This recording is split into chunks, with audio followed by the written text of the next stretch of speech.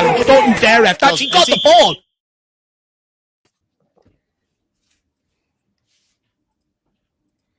Good evening, Tottenham fans. Welcome back to the Irish Hotspur with your boys, Dave and Jack, for your weekly Tottenham social, joined by Sam and Johnny, as of course, and we will be adding Sean to this in future moving forward as well. Well, that's the plan anyway. He's agreed to it. So, make sure you stick around. We've got plenty to discuss tonight. We will be talking about Son's contract extension, Kinsky's signing for Tottenham. Will he make his debut tomorrow? Also, Ange Postecoglou's job is safe, coming out via David Ornstein, and Tottenham's pursuit of Kolo Muani.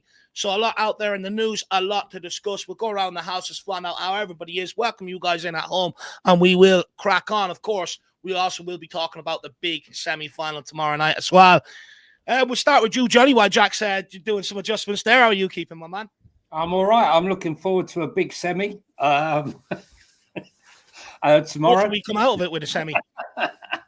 I'd like to move on from a semi, maybe to a final. But no, listen, look, it was a defeat, but there was honour in the defeat, and that's all I asked for. So, when I came out the stadium on Saturday, I went fearing the worst, hoping for something good, feared the worst, and I didn't get rewarded, but I left there thinking, what, we gave it our all.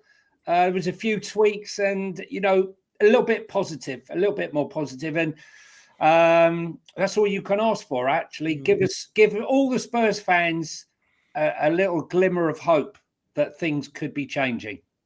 Well, I think the glimmer of hope as well coming out of it is the fact that the players are clearly still want to play the way Ange wants them to play. It looks like they're clearly still fighting for the manager, and I suppose that's the best metric to decide whether, you keep him in the job or not. And I think, if they're willing to do that, you would hope with injuries and January signings added to it that there might be light at the end of the tunnel. But look, it remains to be seen. We have a lot to discuss around Postecoglou's future tonight, because the club did say it was, or David Ornstein did say it's 100% safe for now. Sam, how are you keeping, my man? Good evening. Good evening, lads. Good evening, chat. Happy New Year, all. I'm weirdly excited for tomorrow. I'm also going with my brothers and my dad. Family day out. Yeah, I'll be wrapped up warm, gloves, hat, maybe even a little balaclava to keep out the cold. Look, I don't know. I'm weirdly optimistic. It all hinges on so much, but I've just got a feeling we are going to win this first game, and if we don't, we hopefully we give it our all. As Johnny said, I thought we lost admirably the other day. A couple refereeing decisions don't go our way. Maybe it's a different game. You'll never know. I'm not as sure as Ange was about how we'd have won that game if all was fair and equal. But we gave them a real run for it, and they were pretty much full strength. In fact, they had returning players. We lose a player every game, it seems, at the moment. Obviously, Radu had to go off ill, which wasn't great. But Jed Spence and Reguilon did themselves proud, I think. And yeah, let's get into it. No, look, it was definitely encouraging. I think, Reguilon, do you play him tomorrow? Do you not? I think Jed Spence showing that he can also cover in at centre-back, I think is good going forward, especially with our injury history at centre-backs. But, I do think the shining light out of all this is, Bergvall, Gray, people like that, Spence, they were sort of relatively unknown coming into this season. What could they contribute? And I think one thing, the positive coming out of it is they're good enough for Tottenham Hotspur, and they're good enough to step in when called upon. So I think that's certainly a positive. Look, let's welcome some people in at home, and then let's get on to the news, and let's get chatting all great things about Tottenham Hotspur. Big up Adrian Schrock as well from Spurs Diehards, Tottenham Till I Die. Good to see you in the house, my man. Hopefully you're keeping well. We also have Ryan Trestain. Big up Jacko Dave. Happy New Year, chat and panel. And question to Johnny: what is the point of getting a goalkeeper? Look, we'll get on to that in just a moment's time. Hold your horses there, Rhino. We also have Darv Hotspur. Evening all. Big up. Come on, you Spurs. Good to see you. Just a harmless potato. Good evening. Come on, you Spurs. Barbados halftime smoke. Big up Dan. Excited for this. Big up Sam and Johnny. Good to see you, my man. We have Wilson94. Good evening, Dave, Jack, and the panel and the rest of the chat. Up the Spurs. Good to see you, Wilson. We also have DJ AK. Big up, lads. Come on, you Spurs. Keep the faith. Great to see you. We also have Rayman. Hey, all. Happy semi-final eve. Look, the excitement, despite what we're going through, the excitement is there, which is good to see. Eugene S. is big up, Jack, Dave, Sam, Johnny, and chat. Big up, Eugene. Good to see you, my man. Hopefully you're keeping well. We also have Shawnee Maddox in the house. Great to see you, Shawnee. Terry Wright, big up, everyone. Good to see you, Terry. We also have Nick Knack. Hi, Spurs fans. Good to see you, Nick Knack. Davey Horses, Happy New Year's. Good evening, all. New signing needed. Like Davis said, we need a top striker, but big time, and someone to beat the low block still. Look, I know a lot of people sort of the concentration is around the back line right now, but the way I see it, just personally, just quickly, is you've got injuries. It's a makeshift backline. You're always going to have to rely on outscoring your opponents in a situation like this. And although we can do it the odd time, go and win big, like against some of the victories we've had this season, we can't do it on a consistent basis. And that's where the quality comes in for me. You bring in quality, you will get more consistency going forward, Davey. All good to see you, my man. We also have In the Bin 2K. Hope everyone is doing well. Well, we're trying to do well, my man. Be doing better tomorrow if Tottenham Hotspur can come out with a result. Big up in a Coma morning panel 100%. And Jane, good to see you in a Coma. Look, we don't even have to have that debate today because, Postecoglou is safe for a while yet. Anyway, big up Sabas Wolf. Any new signings yet? Big up, boys. No, not yet. Not yet. We also have Paul. Good to see you, Paul. Good evening, guys. Big up to the panel. Looking forward to a great show. As always, come on, you Spurs. Good to see you, Paul. Kev G's in the house. We're going to win 2-1 at home and draw 2-2 away. I've also eaten a few mushrooms. Yeah. Is that what Spurs are resorting to? That's Kev? What the football gods are telling them right now. Good to see you. Hopefully you're keeping well. We also have King Hull. Good evening to all lovers of the beautiful game of the Spurs persuasion. Good to see you, my man. Hopefully you're keeping well. Big up SOF as well. Great to see you. 13th isn't good enough for West Ham. They're changing managers. 12th is okay for our fans on board. After the Arsenal game, we could be 14th. Well, look, I'm sure that we'll start that and we'll bring that up when we get on to that, my man. But big up SOF. I do have a conversation around that. Also, Darren Johnson, great to see you. Evening, boys. Hi, Johnny. Hi, and then we also have Rayman says, while Johnny is here, I would like to have me a cuppa. I was one of the ones saying give Johnson time. He had his time, and I'm not seeing him stepping to the basics once the goals dry up. So I think he's now coming around to your point of view, I think is what it's saying there. Paddy Harnick, good to see you, my man. Down in the snowy Limerick right now. Afternoon, gents. Hope you're all well. 2 more to come in, but I feel they will take time. A win is a must tomorrow night. Look, hopefully we can get them in before that North London derby, just so we can go there with a competent sort of level squad, Paddy. But look, let's wait and see. 2 more would be a welcome. It depends on the levels of them as well. And big up, big pants. Dave Simon Jordan says he heard that Sonny is still injured. Should Sonny be rested? Look, as far as I've seen in the training videos today, I think I've seen one with him and Kim Min-hyuk. He looked fine doing his exercises and all that sort of jazz. Look, has some been carrying an injury? There probably could have been an element to it, but we've had to play him. But look, I also think he's being overused at Tottenham, which I don't think is helping his output right now either, big pants. And that's why I think we need to bring someone in and then this Werner experiment so that we can rest on and get the very best out of him in occasions like tomorrow evening. Big up, my man. And then we'll take this from Stevie Fraser. Yep, Stevie. Panel. You got herself there, Dave. Big up Stevie Fraser and big up Chris Antonio. We have Newcastle tonight, Man United, Tottenham, and Villa next. He's an Arsenal fan. I don't know why he loves being in here. We have Transfer Marked. Big up Transfer Mark. Really appreciate you tuning in. I wonder, is this Matty Hayes? Says Heung-Min Son was the 7th most valuable player in the world who was out of contract at the end of the season until today. Well, look, we're going to talk about that as well because I'm not convinced that Sonny will be here beyond the summer, which we'll get into. But over to you, Jack. Let's take it away, my man. Yeah, let's go ahead. We're going to start first, though, with the goalkeeper here, Johnny. Tottenham have started the transfer window with a bang signing of a 21-year-old Czech international, Antonin Kinsky, for a fee of £12.5 million. What are your thoughts on the signing in general? Some feel like it's a bargain basement Levy type signing. Some are really excited about it. So how do you feel about Kinsky and, thoughts on maybe him playing the upcoming game? Well, I think they know him as Tony, right? That's his nickname, Tony. I suppose that's... Where does Tony come from? Antonin. Oh, Tony. yeah. Tony, right, that's what they call him, Tony. Look, I'll be honest with you, right? I didn't know. I thought I'd heard of him somewhere. So I'm looking back through a whole load of bits and pieces and notes that I had. And he was in In fact, hang on, while we're talking, I'll see if I can quickly find it. But he was in a team, listed team of players under 21s, which I'll try and find while I'm talking. Listen, his stats are exceptionally good. Now, the stats that we would look at, the goalkeeping stats. Right, let me see this. Right, so yeah, here we are. So the European under 21 players born in 2003 plus, the team of the season, right? And he was in goal in this team. And in the same team was Florian Wirtz, Jamal Musiala, Milo Kirkes, who I really like at Bournemouth. He's really good. Osman Diamonde. There's some very good players in here, and he's in goal. His stats are very good. I mean, I won't bore you with all of them because I'm sure most of them have done the rounds already. What we're missing is someone who can use their feet.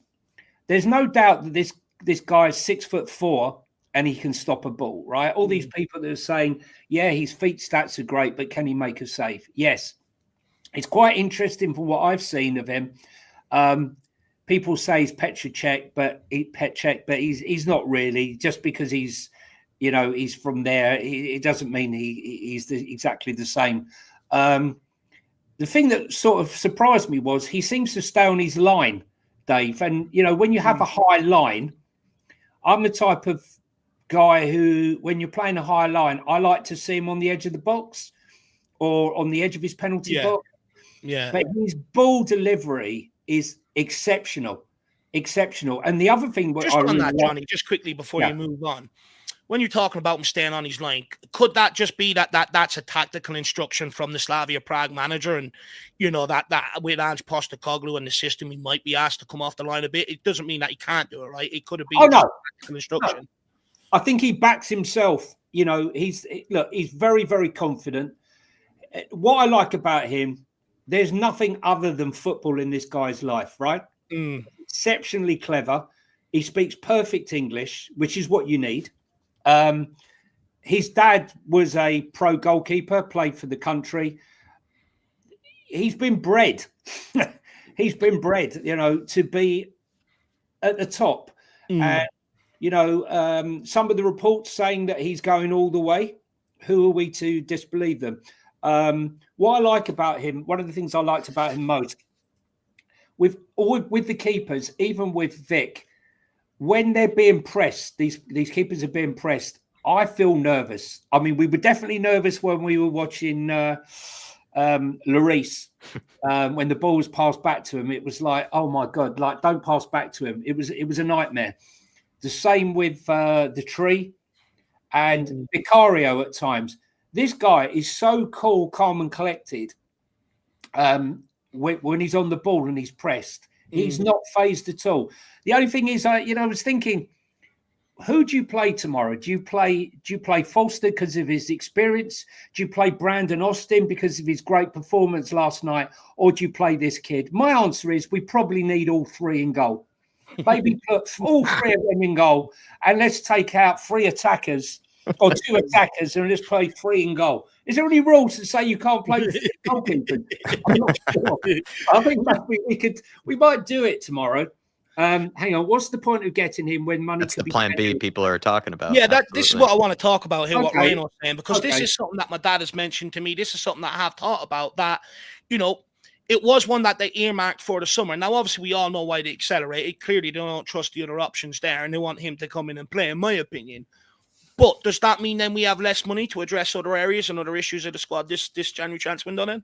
Well, look, it's all about how the deal is structured. The reason, Ryan, they went in for him now is because his performances, the best stats in the Europa League, has drawn massive attention to him from big clubs, Premier League and in Europe. We had to move first, right? There's no point watching someone. How many times have you seen Spurs over the years? Oh, we've been watching him, interested. We were watching him for months, and then someone else comes in and nicks him. I think this is a good move. I actually think it really is. I understand what you're saying, but the other deals, I don't think it really affects the other deals, because what we'll try and do is restructure them, like the one with Muani, right? We'll be looking to do loan with an option. I know we'll come on to that, obviously, but if we do a deal, for example, like we did with Kulu, where it's structured over 18 months of a loan, and then that loan fee is deducted off the final amount, then that works in our favour. I think people tend to think that, if we sign a player for 30, 40 million, then we got to pay all that money up front. We don't. We will try and structure it in such a way that we pay as little up front. The problem we have is that the selling club, the selling club also needs to replace that person. So we then have to, it's almost like a chain in a house. When you're buying a house and someone else has got a house and they need to sell it and you can't do the deal until they've sold, it's very similar to that. Like this Patrick Dorgu at Lecce, I really like, and Spurs are interested in. Can we structure a deal? Will they want all the money up front? Or will they want a large proportion of it up front? We can't do that because we need to bring in probably 3 or 4 players. Yeah. I don't think that this deal will affect us in any way. First of all, I think it's the 3rd or 4th biggest deal ever done from the Czech league. Souček is one of them. I can't remember the other. There's 2 or 3 others that been this fee. So I think Dukla Prague or whoever who's actually getting the money will be quite happy with structured payments, whether it's he signed a 6-year deal. I wouldn't be surprised if we're paying like 3 or 4 million up front and the rest per year. It helps them, the Czech club finances for the next 4 or 5 years if they're getting that money. That might not seem a trivial amount to us, 1 or 2 million pounds, but believe me, to a club in the Czech Republic, that's big money. I mean, Sam, do you think Dave, do you think we're blowing our budget on this goalkeeper? No, I was just going to add quickly on. Yeah, I was just going to add quickly on to back of what Johnny's saying. We'll get Sam, and he's been very patient there. Look, for me, I think that what Johnny's saying there is important. I think if you're assuming that the full 12.5 million is paid up front, then you do look at it and go, we took away from our transfer budget for the rest of this January. But if it is structured like Johnny is saying over installments, which would make sense for Slavia Prague, because it, like he said, for future income, financial fair play and all, it will really help them. So I think that is important to sort of consider and take on. Fair point there, Johnny. Sorry, Jack, you wanted to hand it over to Sam? No, it's just maybe just still on Ryan's question about, sort of people are thinking we're spending too much money on the guy. I mean, what did you think, Sam, when you first saw the fee and, a 21-year-old goalkeeper for 12.5 million? Did you think Levy's already blown half the budget, or do you think Spurs are still going to spend more on other areas? Kind of interesting one. I mean, if you cast your mind back last summer when we signed Vicario, he was seen as the cheap option, was he not? And he was 13 million. So he's $500,000 less than Vicario. People might not like that. We've gone for effectively another cheap goalkeeper, but they clearly have. I heard that they were interested in him. They've been interested in him for a minute, and that, as you said, they clearly thought we've got to get this guy before someone else does. Correct. Look at Mamadashvili going to Liverpool. True. They stole a march on a lot of teams, I'm sure. He had a very good Euros. And he looks like a potentially ready-made Alisson replacement. So I think it's interesting to get him in early, even if he doesn't end up playing a whole host of games this season once Vic comes back in. But I mean, look, he could, if they throw him in at Liverpool, or he gets a few games before Vic comes back and he impresses, then Vic will have to earn his spot back. But if he coming in now, he's got 6 months basically. I would think this is a signing more for next season, like the other youngsters that we've signed. At least with next season more in mind than potentially coming in and smashing it right off the bat, because he's a 21-year-old keeper. It's kind of an accepted fact that keepers don't really peak until they're sort of mid to late 20s, right? and a lot of them don't actually break into teams until then. So getting a player in at 21, that's a big coup for us. I've never seen the guy play. I'd never heard of him until a few days ago. So I can't talk and say, I'm really excited for the signing. From what I've heard about him, he's supposedly very good with his feet. I was listening to Ben Jacobs on Last Word on Spurs yesterday, and he was explaining about how he makes his mind up very late, like he dives very late, and it's something that puts attackers off. So, I'm interested to see the kind of style that he does. I think it kind of, leading it more back to your question, Jack, I think it maybe speaks to more that we're going to be trying to get in loans rather than trying to sign players permanently. I read a quote from Ange earlier today when they asked him something along the lines of like, so you're saying that you do or you don't want to sign more players for this window? And he basically said, as he said before, I don't want to sign players for the sake of signing players. He wants to get players in that actually can come in and have an impact on the squad on the first team. So as I'm sure we'll go into later on, the kind of deal that we're potentially trying to do for Muani, I think that we'll probably do a few more of those opportunistic signings. Whether we can get in a starting centre back or not, or a solid centre back or not, kind of depends. I've seen people talking about Skriniar potentially on loan. So I think it's these kind of signings. I think it does maybe diminish the pot a little bit, the transfer kitty, as they say. But I think that for Daniel Levy, this is a very, very pivotal window. I know we always say that, right?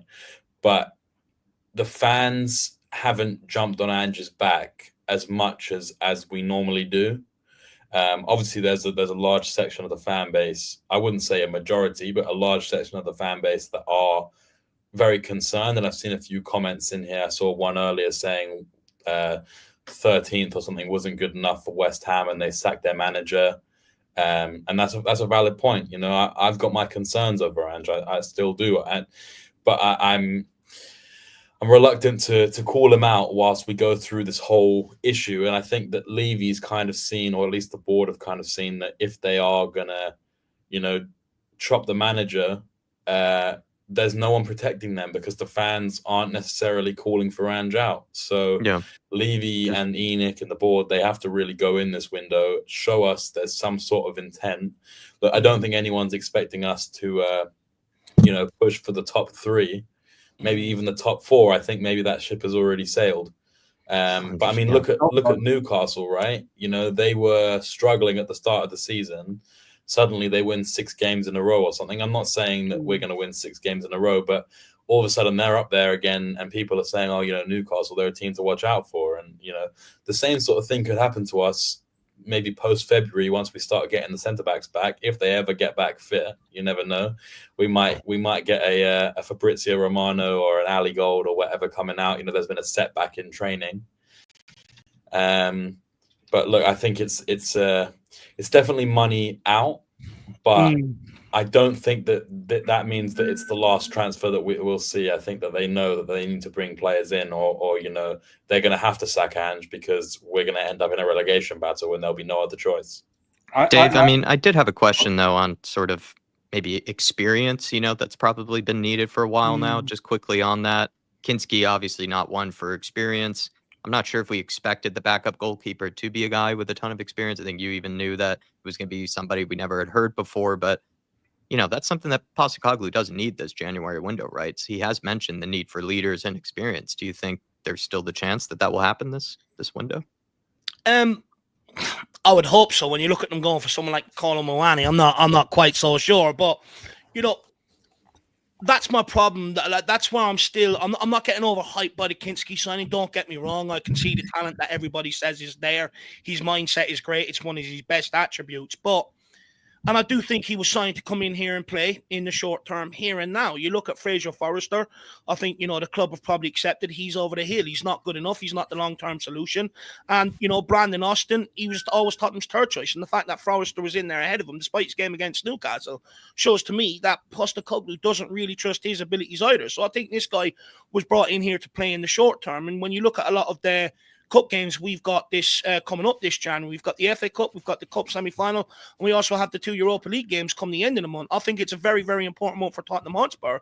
So I think, they wanted to try and get in a goalkeeper that they can rely on to be able to play out from the back with his feet and stuff like that, to be able to help us on the football pitch rather than getting a Radu Dragsson or an Archie Gray to try and play out from the back all the time. We can sort of control a little bit of possession going back to the goalkeeper and that. So I think it is a calculated move by Tottenham Hotspur. The fact that they accelerated it as well because of Vicario's injury probably alludes that he's going to come in and play straight away as well. But are we making the same mistake we made in the summer, where we're buying young and we're hoping that they can come in, come good and do a job straight away?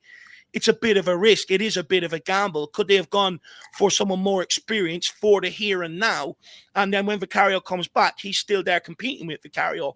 Obviously, you look at the Arsenal situation and how that ended up panning out with Ramsdale and Raya, but it's probably not a bad situation to get into. So, you've got the very best choice for what your team needs. And that's where I'm a bit hesitant about just going overboard, to Leighton Evelyn's point, going absolutely mad, hyping this kid up and stuff, because, I did say in the summer, the young players that we've bought, you're going to see a lot of ups and downs with Tottenham this year. You're going to see a lot of inconsistencies. And I just wonder, are we making the same mistake? It's the same trend. You're putting a huge responsibility on the kid's shoulder. Carabao Cup game tomorrow against Liverpool, if he starts. If he makes a mistake, many Spurs fans, whether they like it or not, they're going to call him out. You got the North London Derby coming up this month. Huge game away from home. We've seen most experienced players go in there and crumble, let alone a 21-year-old goalkeeper on his shoulders. Your Europa League games and stuff like that. So I am concerned. But look, to the boys' point, we signed Vicario off this starter-driven model. He's been a very good, goalkeeper so far for Tottenham Hotspur. And you will hope this is another one that's probably led them in the right direction. But from my experience, lightning doesn't strike twice all the time. And just quickly to add to that, I just don't know what we were technically expecting when it came to the guy, I guess maybe here to challenge Vicario or to be the backup goalkeeper. It's, it's one of those niche. Can we ban that word? Can we ban that word? Backup word? You hate that word? Backup. Right? If you have, we saw that not work out. Look at Arsenal. It didn't work out there. Ramsdale and Raya, they couldn't sustain that. I don't think you can sustain that sort of thing. I don't believe that's true. I've gone on about this last summer, right? If you have ambition, the word backup should not exist, right? It's called competition. Okay, we haven't had any competition. I don't believe that any player should be sat there and just have the God-given right to walk into the team and not have anyone looking over his shoulder. Because if you have someone, if you're having to look over your shoulder at what's behind you, then you are going to have to up your game. You can't afford to rest on your laurels. And I'll take you back to Leno when he got injured playing for Arsenal, when Maupay left his knee in and knocked him out. I thought, well, that's Arsenal season finish, right? Because he was unbelievable. And who comes in? Martinez, okay? Even better. Then Martinez leaves, and I'm thinking, well, that's them gone. They bring in Ramsdale. Then they brought in Turner to back up Ramsdale, okay? Who, he's not top, but he's a good keeper. Then they bring in Raya with him. Now they've got Neto. They have competition. And I want to see that in all the positions, not just as a goalkeeper. I want to see backup, the word backup removed. Competition at left back, competition at striker. Yes, Solanke's good, but why shouldn't his position be threatened by a fit Richarlison or Sonny version 2, be a threat to Sonny himself, or whoever we bring in? They should be threats. And as for hype, Dave, I hear what you're saying about the hype and what we do, but the hype is outside of this club. This is not. I'm talking about hype from outside. Yeah, I get you. Talking about this player. So when we talk about how good he is with his feet and all the rest of it, but you make a very valid point. We face a real difficult dilemma come tomorrow night. What do we do? Do we go with experience in Fraser Forster the big tree and hope that his branches haven't fallen off well and truly, right? Or do we go with the guy who had a fantastic game? You know, I feel for Brandon Austin, right? You know, he gets his first game in the under-18s 9-10 years ago. He's waited all this time. He signs a 5-year contract in the summer. He finally gets his chance. He has an unbelievable game. And then they sign a goalkeeper on the same day to make goalkeeper number 7 at the club. Now, I don't know tomorrow. You make a very valid point, though. Would you put in a 21-year-old, 6 years younger than Vicario, into a game like that? Yes, he's played in Prague derbies and that, but we all know a game like this, that he's never been in a game as big as this. So do you give Austin the run and say, you know, this is it? But could it break Austin as well? Or do we not care if it breaks Austin because we have to protect Kinsky for the future? I just feel the fact that, you know, they brought in Kinsky this January, knowing that Forrester would be back for this Liverpool game, you know, shows me that they don't really trust Brandon Austin. But from what you see, you know, him making his debut, a lot of Spurs players were congratulating him. He seems to be very well liked around the club. You know, reportedly, he does a lot of extra work outside of training in terms of people want shooting practice and stuff like that. And that's generally what you're looking for your third goalkeeper to do. You look at Man City, Scott Carson, that guy has survived and picked up medal after medal just from being number 3 and just being a good guy around the dressing room. And I think that's mainly what that 5-year deal was about. And look, I get it. I think he had a decent enough game against Newcastle. But to Jack's point on the members preview earlier on, was it outstanding? Did he do anything world class of any kind? Did he have to do anything that was extraordinary of any kind? He kind of did have to do the sheer basics, and he did them very well. But there was nothing that really suggested that in any way he's supposed to be this incredible goalkeeper. And if we did ask him to do something extraordinary, would he actually be able to do it? I'm not so sure. I didn't say incredible. I thought he had a very to be thrown in. After all these years, you waited 9.5 years for a game. Fair, yeah. No one's debating that, but I just think the debate is he the long-term solution? And I don't think there's a reason he's never played up until this point. You know, but that's kind of what Dave and I are thinking. No, but listen, look, no one can doubt, you know, when Fraser Foster dives, it's normally 10 seconds after the ball's gone. And, you know, he's more agile. My question here is, if it goes wrong tomorrow night, who do we want to be under the bus? Do we want Kinsky to come in, show that he can make fantastic saves, but we still lose 3-0? Will that hurt him? Maybe not, because I think he's mentally very strong. I think mentally he's strong, and I think, you know, if the club go out there and say, no matter what happens tomorrow, we're behind you. So don't worry about what happens today. Don't worry about what happens against Arsenal. Or do you protect him tonight and play him against Tamworth? I think you've got to put your money where your mouth is, though, right? If this is the guy you've backed, you've got to put your money where your mouth is, though, right? Correct. I just think he's been there. He's had 2 training sessions. If he'd been there a couple of weeks, I wouldn't have any qualms throwing him in. Fair enough. And I think most people would be like that. I think the way it's going to go is I think this guy comes in against Liverpool and Brandon Austin comes in against Tamworth. But look, let's wait and see. I just want to take a few comments here and we will keep it moving. Kev G makes a very good point. We are building a family dynasty at Tottenham. You look at Archie Gray, you know, pure football. This guy coming in, football in the family. You know, Bergvall as well, you know, and that's always good because I think if you've got that around you, it keeps you at a certain level, keeps you level-headed, keeps you motivated on what you're supposed to do, which I think is very good. We've got this from NAP. Given the positive about the new goalkeeper, even though nothing is guaranteed, can we assume that Spurs' recruitment structure is improving? If it is, it bodes well for the future as we are rebuilding. Look, I think what we've seen is, you know, the likes of Archie Gray, Bergvall, they're good players. You know, Archie Gray's come in and done a brilliant job. Bergvall is starting to step up his game. Yeah. But that's what we shouldn't be relying on them right now. They should be on the periphery, coming in, getting minutes here, there, starting in Europe and stuff like that. We shouldn't be relying on someone like Gray the way we are right now, especially out of position as well. I think our young recruitment is good, but to my dad's point here, you know, haven't we got a complete squad of under 21s already spent millions or more, just signed grown-up men? for God's sake, and I think that's a very valuable point.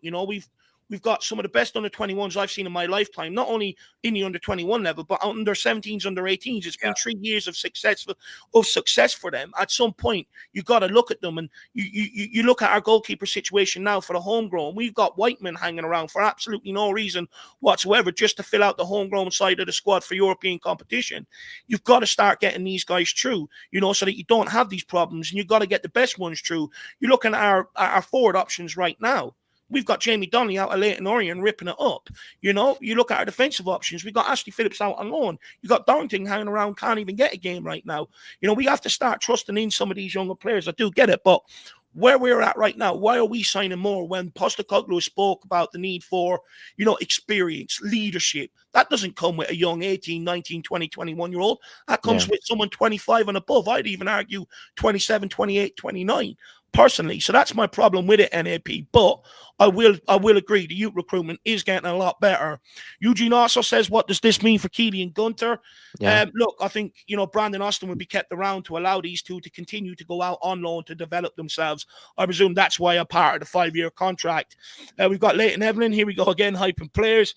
We've got this from Foggy Foam. Keep in mind, Dave, this guy's been playing football in Europe. And look, that to be fair, that is a fair point to my counter. He does have a bit of experience behind him.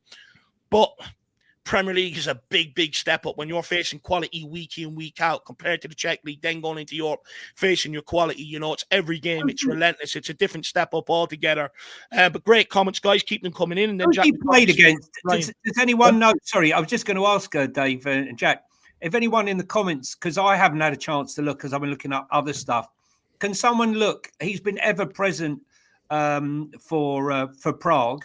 Who has he played in the Europa League? Because he actually has the best stats of the goalkeepers in the Europa League this season so far. Check now. So I'd be interested to see. Eintracht Frankfurt, Athletic Bilbao. Okay. Ajax. Wow. And then Lille. We're interested. So he's actually probably been in one of the tougher. Thank you. He's had tougher fixtures than we've had. Correct. So please bear that in mind. Yeah, fair point. Many clean sheets that he's had. So he has played whilst the Czech League is nothing like what he's going to experience here. He has played against some big clubs. So we haven't bought him from a farm. Well, in half a season, he does. I said that in the Twitter reacts. In half a season, he does technically already have more experience than even Josh Keeley does or Luka Gunter would ever have, and those sort of players. As much as I am kind of concerned about blocking their pathway, and I wonder what sort of message this does say to them.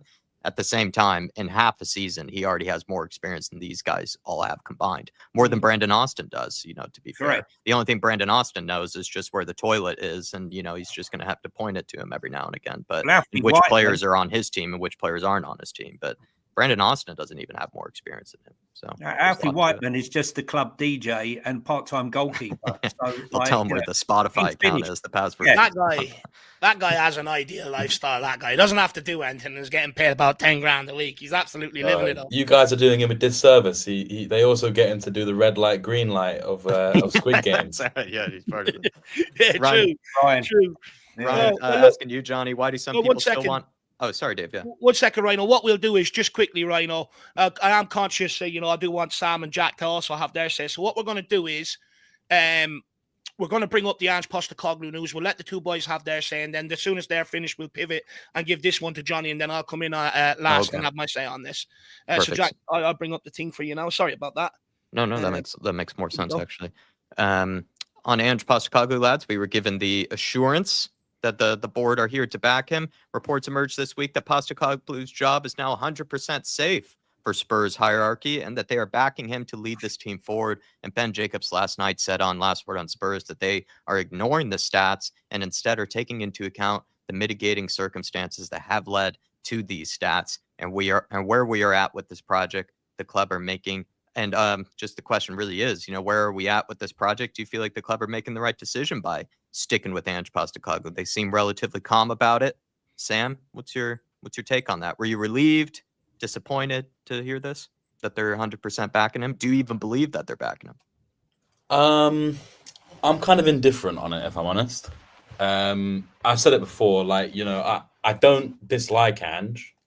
I've never been 100% convinced by him. I don't think that those first 10 games were as good as people make out.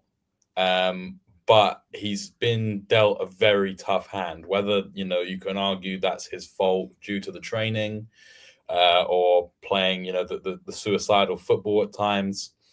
I think that there's some stuff to read between the lines there. Like the quote says, he's 100% safe for now. Yeah. Right. And, I've mentioned before about when I was saying about Newcastle and, they were doing poorly at the start of the season. Suddenly they win 6 games and, they're right back up there. Things change very fast in football. And, as much as people in the comments and in the fan base may tell me, he's gonna have the backing of the club, whether that means the backing in the transfer window, that's a separate issue. But he's got the backing of the club. Whether that is the case or not, and I said before, if we get to February, sort of end of February, and we're out of the Carabao Cup, and we've kind of scraped through the Europa League, because let's be honest, we obviously touch wood, but we should be comfortable to get through in the Europa League. I think that we'll win the next 2 games and that. And we'll get through in the top 8. But let's say we don't, and we end up having to go through the qualification, and things don't improve in the league, then he is going to be on the chopping block. I think that it's a bit of lip service from Ornstein there. I don't think it's the full vote of confidence, the dreaded vote of confidence. That's what it used to be, though, wouldn't it, Sam? People of my age or maybe older, Johnny, like that's what that used to be, right? The old dreaded vote of confidence. Yeah, I think it's just I think Tottenham are trendy right now to talk about Spurs, right? It doesn't really matter what side of the line you fall on. You can offer an opinion, whether you're in the Jamie Carragher boat, saying that Ange doesn't adapt, he needs to adapt, it's criminal what he's doing, this isn't Premier League football, you can't sustain this, etc. Or you're going to believe the narrative of David Ornstein, that the club is 100% behind Ange. He does get a lot right, though, Sam. David Ornstein, he is one of the reputable journalists out there. He does, right? But does that he gets fed stuff from sources, correct? Yeah, well, he works. We all do. We all people at the club. Yeah, no, exactly. But I'm saying, like, are those sources putting that out because it's 100% true? Okay. Or are they putting it out because we're in the midst of a storm right now and they're trying to, settle the waves a little bit, and get us back into solid ground? It's tough. Look, I want to believe that it's true. I have my reservations, but I'm a bit cynical. I just think that we'll have to wait and see, because as I say, and I think a lot of people on both sides make good points about it and valid points. But as I say, if results continue this way, regardless of the situation that Ange finds himself in with players, he will be in trouble.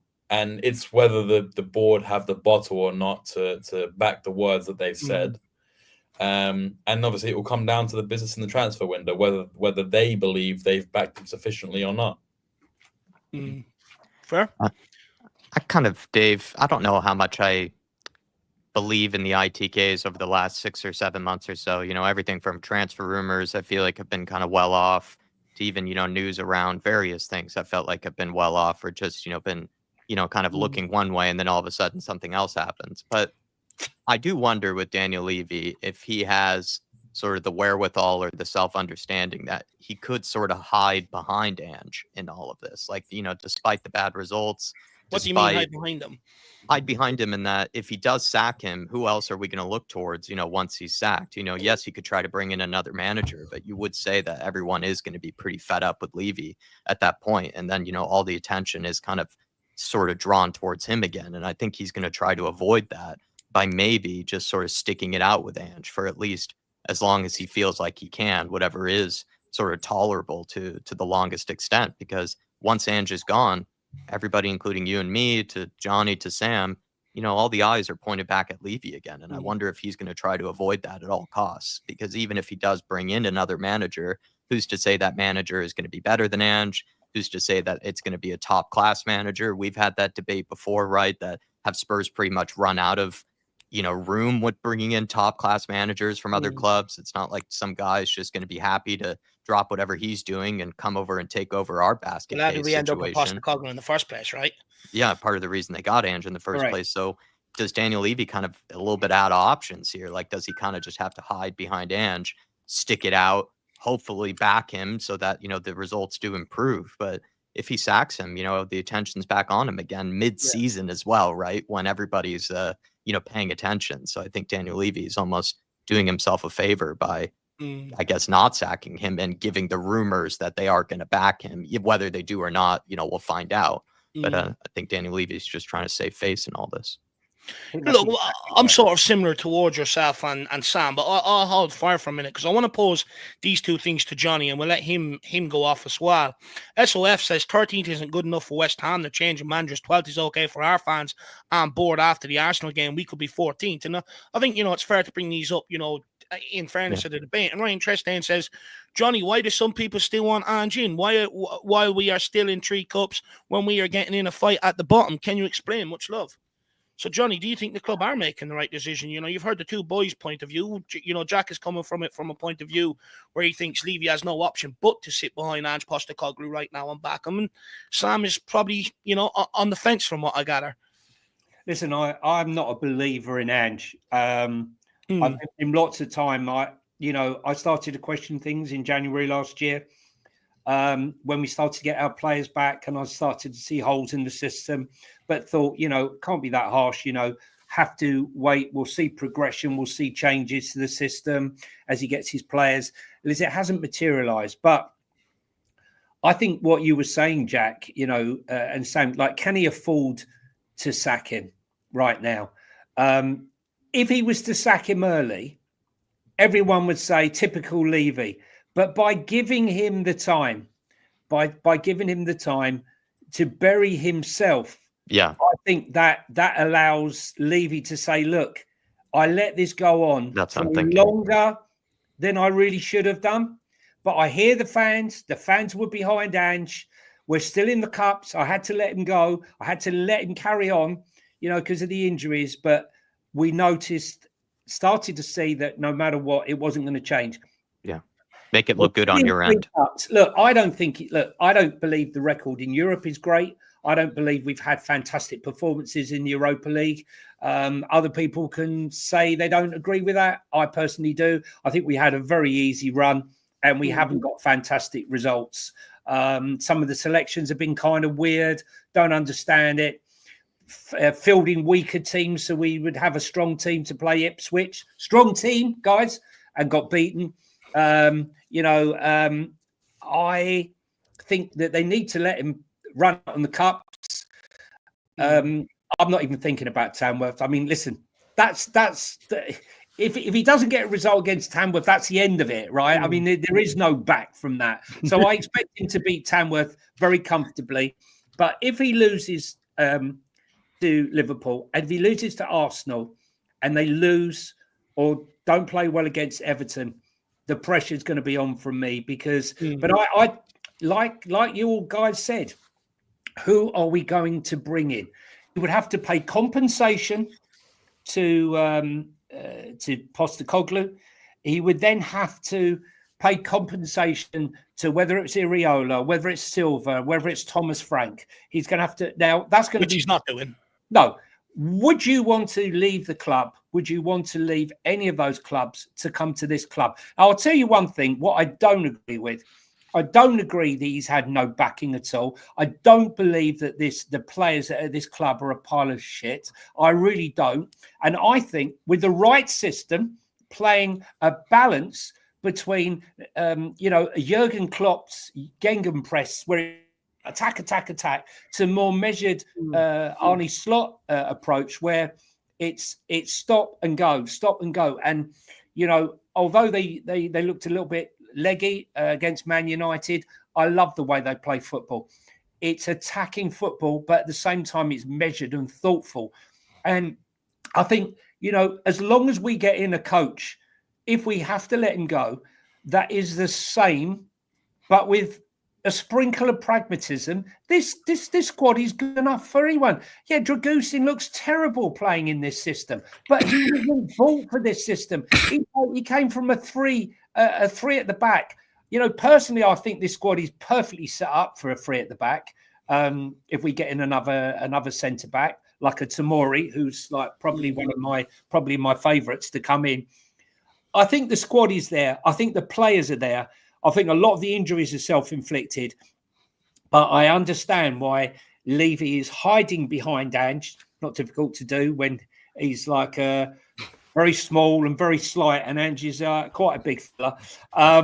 But I think behind me. I just think that I understand, as much as I don't believe in Ange, I understand why he hasn't been sacked right now. And we have to let it play out. As difficult as it is, luckily for us, when you look up over your shoulder, however bad we are, there are 3 teams far, far worse than us. I look at Kieran McKenna and what he's done at Ipswich. Going there, taking them from League One into the Premier League, and bringing up players like Delap and Leif Davis and Amari Hutchinson, and what he's done with the team, changing the tactics. I want a tactical coach. I don't believe he has a philosophy. And I admire his philosophy, Ange. But he waltzed into this club like a breath of fresh air.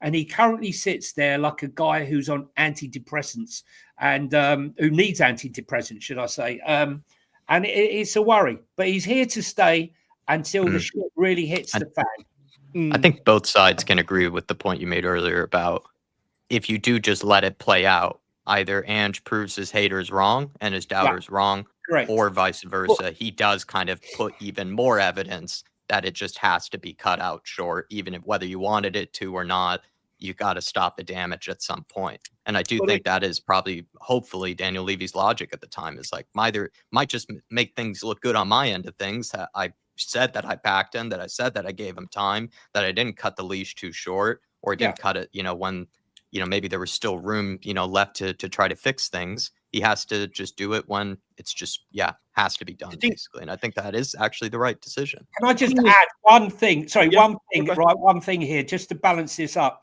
I would be happy to be sat here or where I am now on your show come the summer, eating humble pie and saying, I got it all wrong. I really would. All I want and all fans want is success. So as much as I want him out, and there's a big community of Spurs fans that want him out, you will have to sit here and eat humble pie and admit that we got it wrong. Should it come to pass? Personally, I don't think it's going to come and pass, but if it does, embrace it.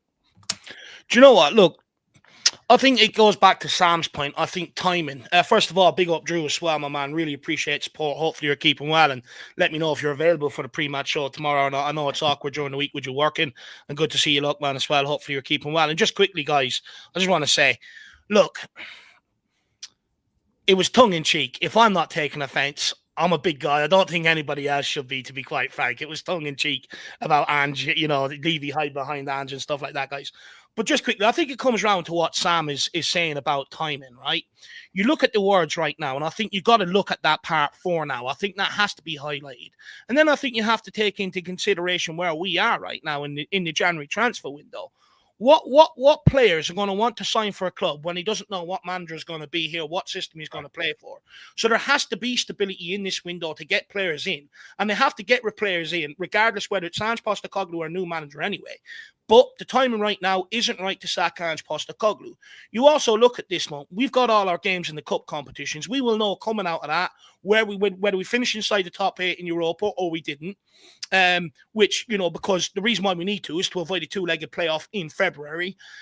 You will know whether we've progressed in the FA Cup, which you would like to think we should, and we'd know whether we still have a chance going into the second leg of the Carabao Cup or not. And then you look at our league fixtures. I think we've got Leicester, Everton, and Arsenal.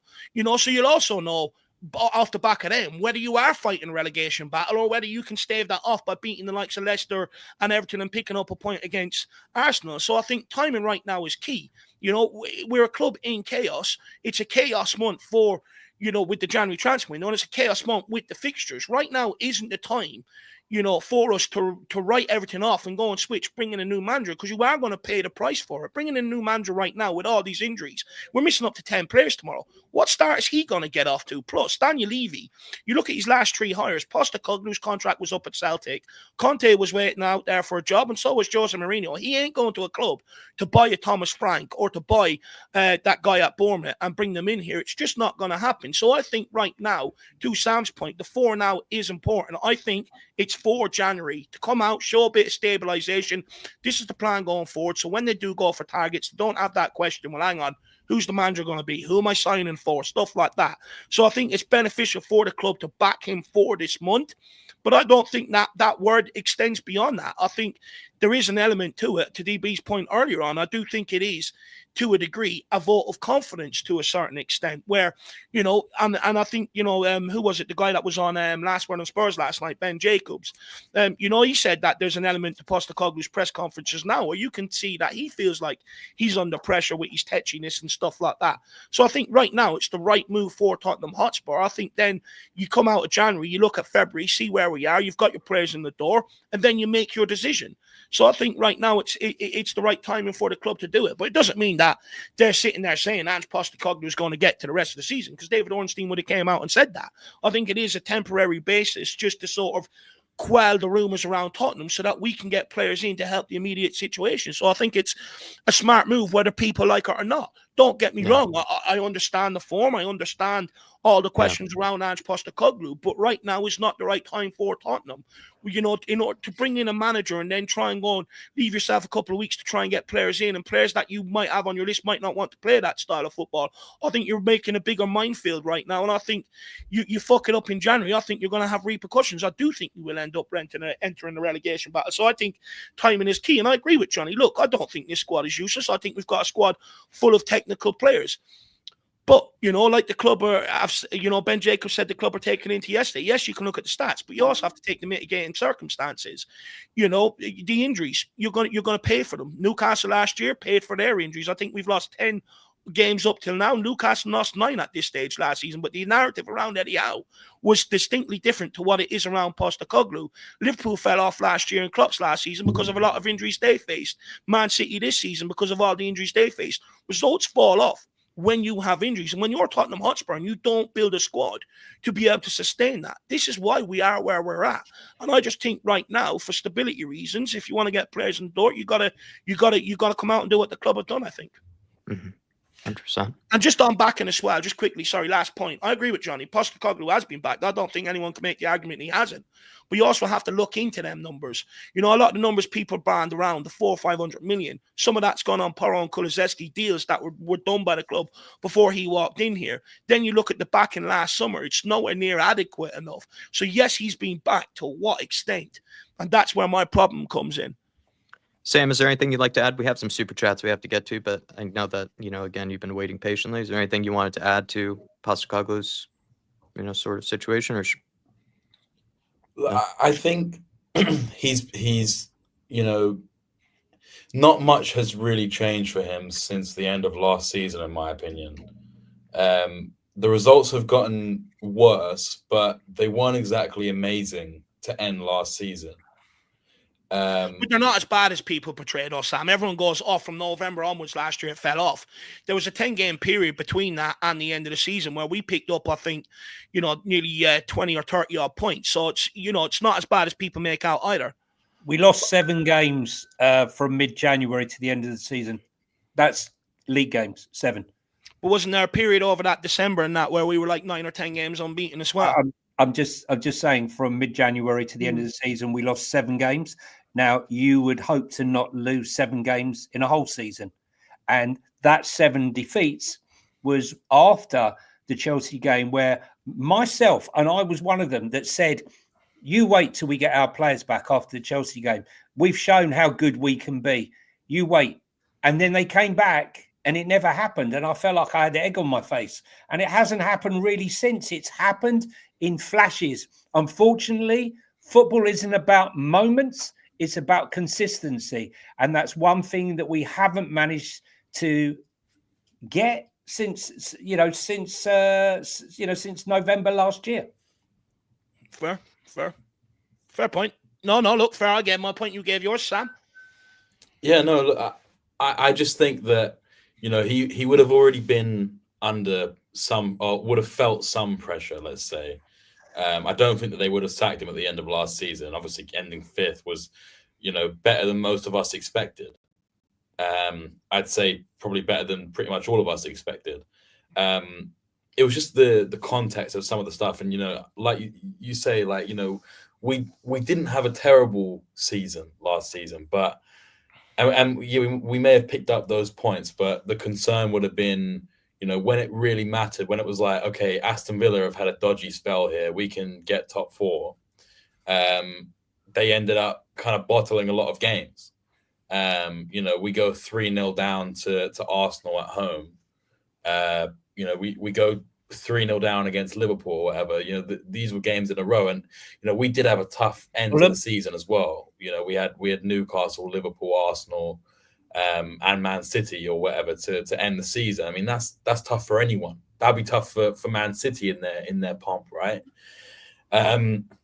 So I just think that he would have obviously been maybe under a bit of pressure anyway, but I just think he's just got to keep doing what he's doing. As much as I maybe don't believe in the system itself, he can't really do much else right now. He's just not got the squad for it. So, whether I think that he should play slightly more defensive, and in the Newcastle game, people are giving him a lot of praise for not going so inverted with the fullbacks, but I think that was just how the game kind of set up. And I said on Sean's fan show like last week or something, I think a lot of the time that Ange ends up getting praise for quote unquote adapting, I think it's game state. So, for example, we got a lot of praise in the Man City game where we beat them 4-0 because we effectively kind of played on the counter. But I think that Man City do that to anyone. And as much as I'm not diminishing, Ange's tactical ability on the whole, I just think that a lot of the times teams play a certain way that either make it so we can't play exactly the same way, or you have to do something slightly different. And I think that Ange's remit is he gives the players kind of like a broad philosophy to play in, right? And ultimately it's up to the players to implement what they think will work in the game. At least that's how I understand it. And I think that in the Newcastle game, as much as I praise Ange for how we played it, for me that's obvious. And pretty much since I came on, Dave, to your show, I've been saying to you, scrap this stupid inverting of the fullbacks and play these players how they play. And look at that. After weeks of Porro being one of the worst players in the league, he puts in ball after ball after ball, and Solanke probably could have had a hat-trick in that game, and other players could have had chances. I can be negative on Ange at times, but I do want to back him. Bearing in mind if he gets enough players in January, and I think that the most important thing in January for me is a left-sided defender, whether that's a left-sided centre-back or a left-back. One of those players needs to come in. And I think that we'll see an upturn because the team will be more balanced rather than constantly having just right-footed players in the defence. Go on. No, just on what you were saying about, Postecoglou's system and that. And look, many people agree with what you have to say on that. But where I see it a little bit differently is, right, people called out Conte's system. People also called out Jose Mourinho's system. I'm not a liar. Go back and watch plenty of our streams and look at the comment sections, listen to the comments of people on the show. They all call out the systems. We have to stop doing that at Tottenham Hotspur. We bought Jose Mourinho and Conte in here, gave Merrick Dyer, Sanchez, and whatever other baloney we wanted to sign for them to work with for a defensive system. Now, in my opinion, if you're bringing in a guy's system, you buy the best in class for what suits that system. So we should have went out and bought really good defenders. We didn't do that. We bring in Postecoglou. It's based on an attacking system. When we give him a lot of relegation fodder to work with. Now, look, people can say Postecoglou has signed off on all these. That's your opinion. I don't believe it. You know, when you look at the Kinsky signing, it's off the data-led scouting model. A lot of the signings have been, you know, based off that. That's why we pump millions into it, which means I don't think he has to say that many people think he does. What do we expect from Postecoglou? You know, many people go, look at the football, it's boring. He's got to change something going forward. I'm sorry, what do you want him to ask Werner to do differently? The guy is incapable. What do you want him to ask Johnson to do differently? The guy is incapable. Solanke needs service, ain't getting it. Maddison, I'm sorry, but his lifestyle is too big-headed for Tottenham. He doesn't have the right mentality to sit there and get himself in the team and be consistent week in, week out. You know, for me, that's where the problem comes in. The club thinking they can cheap out. They brought in Jose and Conte, knowing that they had a world-class forward line, thought they could cheap out on the defence, and the guys would dig them out of a hole. They're doing the same at Postecoglou with the forward line. And at some point, that has to change at Tottenham Hotspur. I'm sorry, but, you know, we can't ask Postecoglou to change going forward when you have forward players that are incapable of doing the basics on a consistent basis. And I think that's where we're letting these managers down. And I just think, just do the right thing. If you're bringing an attacking manager, go and get him really good attacking players to work with. If you're bringing in a defensive manager, go and get him really good defensive players to work with. If you're bringing in a tactician, go and get him versatile players that can play in multiple positions because they clearly understand tactics and stuff. But we don't do that. We cheap out, and it really pisses me off. But look, that's just my point on it. I'm going to say this now. Ange Ball is only going to work, and you're only going to get the full effects out of it, which we've seen against the likes of Man City and some of the best teams. It will work. But it's only going to work on a consistent basis because where the problem comes in is against low block teams. We end up playing horseshoe football. Postecoglou ain't asking them to do that, by the way. It's because Brennan Johnson can't cross, he pulls it back. Other players don't want to cross, so they pull it back. The only way Postecoglou ball is going to work at Tottenham, we're going to see the full benefits, like every other club has done, by the way, is if you bring him in real good attacking players to work with. Whether the club are going to do that, I'm not quite so sure, and that's where it might fall down. But they've got to stop this pissing about. They have to. If you look, sorry, Johnny, I just wanted to say quickly. I definitely agree with that, Dave. And I personally don't blame Ange for the attacking nature, the attacking woes that we have. My concern is this is probably the best back four that we've had since Poch left. Yet we're conceding just too many goals, and it's not all his fault. As I said, we got a lot of players out, but we do concede goals. I know, to be honest, and I will admit this season our but we conceded goals under Jose and Conte, though. Sam. Yeah, no, but then the argument, Dave, for that is that, as you said, we didn't bring in players that worked for that system. Fair. But now I think that our defense is strong enough to keep goals out. And it's not necessarily that we're conceding vast numbers of goals every game, because if you look at the metrics, and the stats, we're only, other than the Liverpool game, we've only lost games by 1 goal. But the concern is we don't keep any clean sheets. Look at Forest yesterday, right? And throughout the season. Forest, in my opinion, Nuno plays horrible football. Fans chased him out the football club, by the way. Yeah, no, look, I don't want Nuno, and I didn't want Nuno at the time, but they are getting clean sheets, and look where they are, and they basically just hoof the ball long, and it's working. That's a bit unfair, Sam. That's. I'm sorry that. Johnny, look at the stats, though. Man, listen, come on, right? I'm just going to the toilet, guys. Back 1 sec. I know. I think hoofing is. I think the defensively, look, he builds all his teams, Sam, around a solid defense. Any title-winning team or winning team builds it around a solid defense. I don't think that is my point, though, as well. Yeah. I mean, yeah, but I don't think I'm in your camp. Whereas I don't think the way Ange is set up is ever going to work, no matter who you do it, who you put in there, because It exposes everybody. What sort of system do you have when you take out one player, Mickey van der Ven, that the whole system falls apart because you don't have anyone fast enough to do it? For me, it's the gelling up front. That's I posted on my Twitter and my Insta account 2 incidents that happened in the last 2 games. One where against Wolves, where the ball came across and the 2 players collided. It was like a comedy, right? And then the one against Newcastle, where Brennan Johnson's come down, right? He's trying to hit the ball. He's hit it right across the goal. Then Reguilón's coming. He's hit the ball across. It was like Keystone Cops. It's like everyone's falling over. You know, where's your composure? Top players would have buried that. And I don't our top goal scorer somehow missed the entire goal, you know, in that situation. Yeah, it really says a lot about the team. It's embarrassing, right? It's embarrassing. And like, you know, this isn't one-off occasion that this is happening. It really isn't. And I you know, do you want to take Jerome's super chat here? And then I think Dave was going to take AJ's, but maybe since we're talking about the system, Johnny, and I know you have to go soon, so we'll also give yourself a plug. Jerome saying, we keep saying it's Ange's system, but we forget that the players' dreadful mistakes. Udogie gave 2 balls away against Brighton, just as an example. I mean, a lot of the defensive goals this season have been down to individual errors, though, right?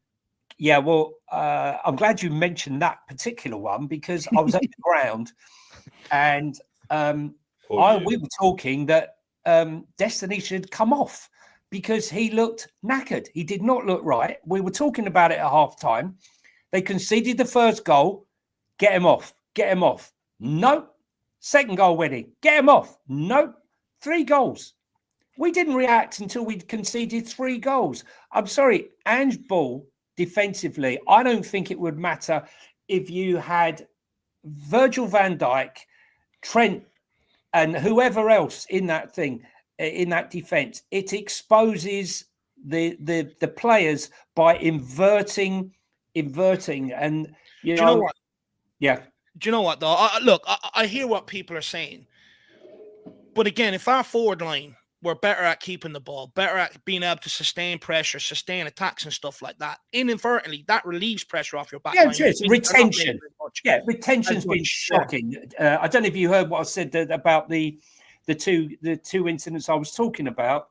The one... our ball retention has been absolutely shocking the last few weeks. And that's nothing to do with our defence, right? Everyone talks about our defence and nothing's happening. Our defence is no good. But it's been the midfield and their attack that hasn't been able to keep hold of the ball. That's putting more and more pressure on. The incident when I think it was Kulu crossed the ball and Benton, Corin Solanke both going for the same ball. That's what you expect to see on a Sunday, where 2 players, no one's calling for the ball and they both go for the same ball. Or the incident against Newcastle where 100%. There's 3 players could have put that ball in the net. I mean, Brennan Johnson, don't get me started. I mean, he missed the goal by a mile. And then Reguilón, I think he saw his name go up in lights and he missed. Solanke, Son, they all had chances to put the ball in the net. And I think it's the pressure of the situation we're in now that they are snatching at chances. There is no composure and it's not gelling, Dave. I'm in your...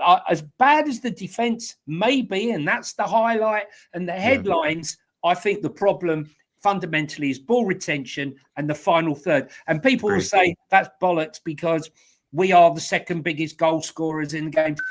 Goal scorer is great. But I think it's a misnomer of a stat. I think when we win, we're putting 3 and 4 games. Yeah, we need to win games. That's all I'm interested in. When history looks back, it doesn't say about this, that, the other. All it says is lost, right? Yeah. No, 100%. And look, I think looking at the defence, I think it's a simplistic way of looking at it. But, you know, you look at the forward line, how bad we are at sustaining attacks compared to other teams like Liverpool. We came up in the 6-3, for instance. You know, I think there is a lot to be said for it. And I think, you retain the ball a lot better. I think you relieve a lot of the pressure off the back line. You also look at a lot of trends since the injuries. We're out of games in second half. We lose games in second halves. But again, if our forward line were better because we had chances in first half to kill these games off, Fulham, Chelsea, etc., we didn't take them, you'd come out with different outcomes. So I know people may say it sounds crazy, but I do think there is a method to the madness, believe it or not.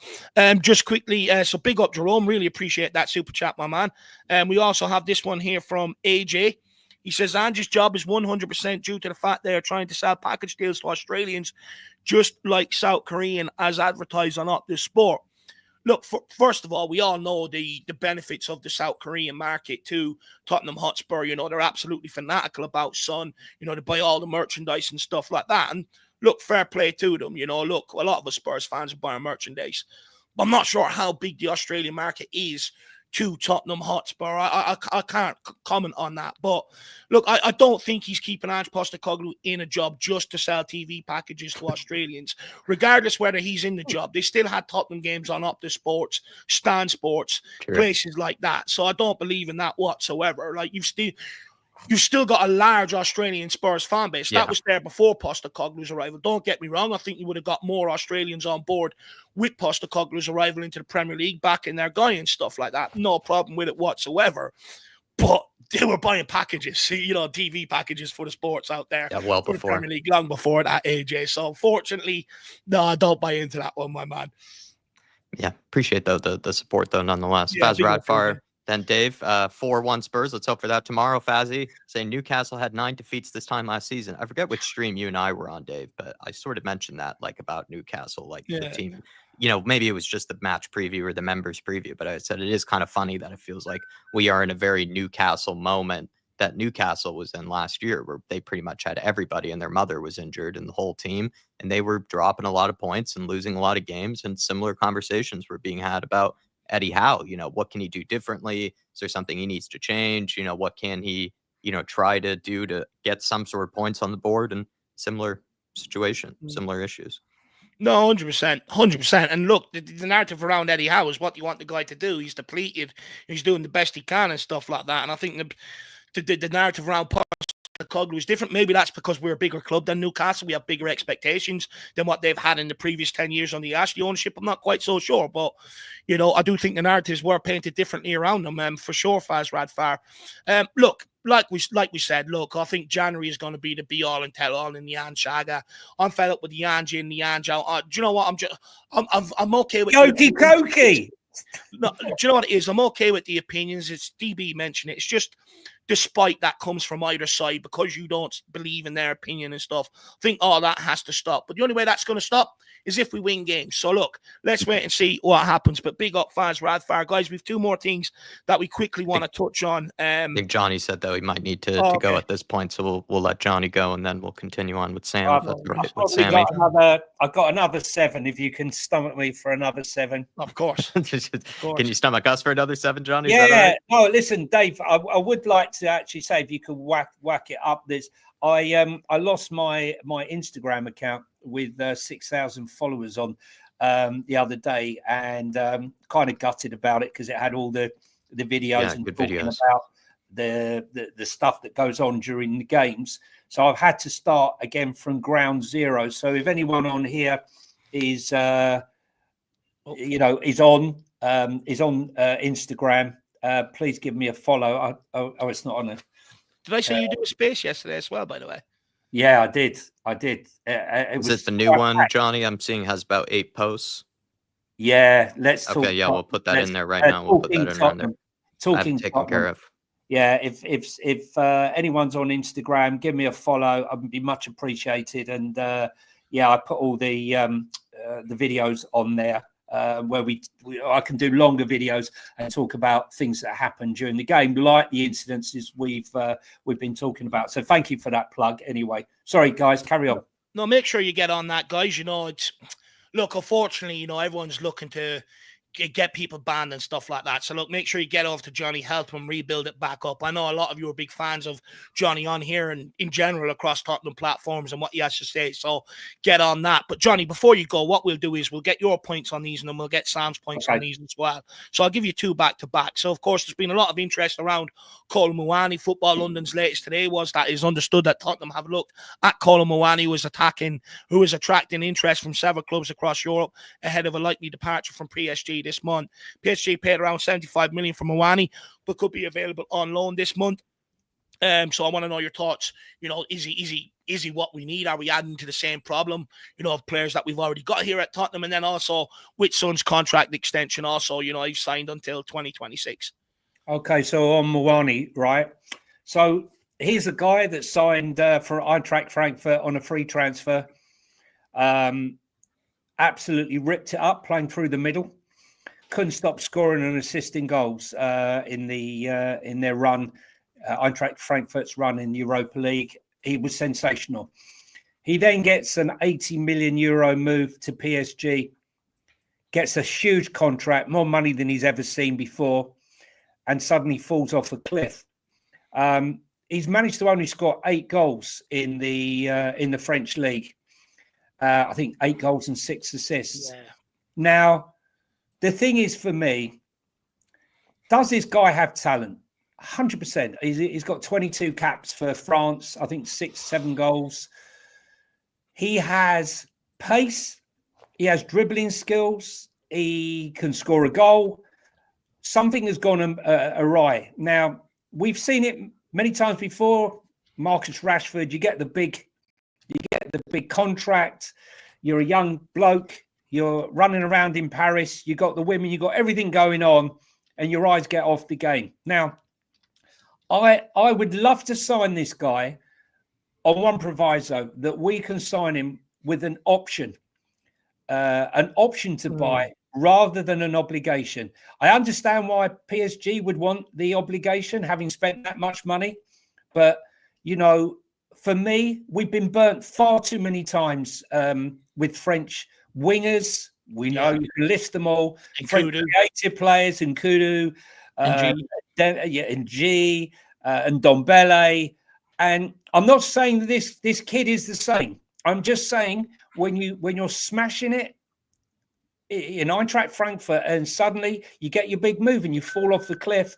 Listen, he has got big players ahead of him, but that's not an excuse. It's how you combat that. That's why I say I'm a believer in competition for places, not as a backup. So, he's been signed as the big I am, and he's being kept out of the team.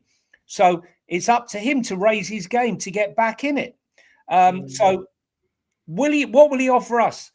He's a massive upgrade on Timo Werner and Brennan Johnson. He's still only 26 years of age. He's a winger though, Johnny. For me, he's played most of his career up front.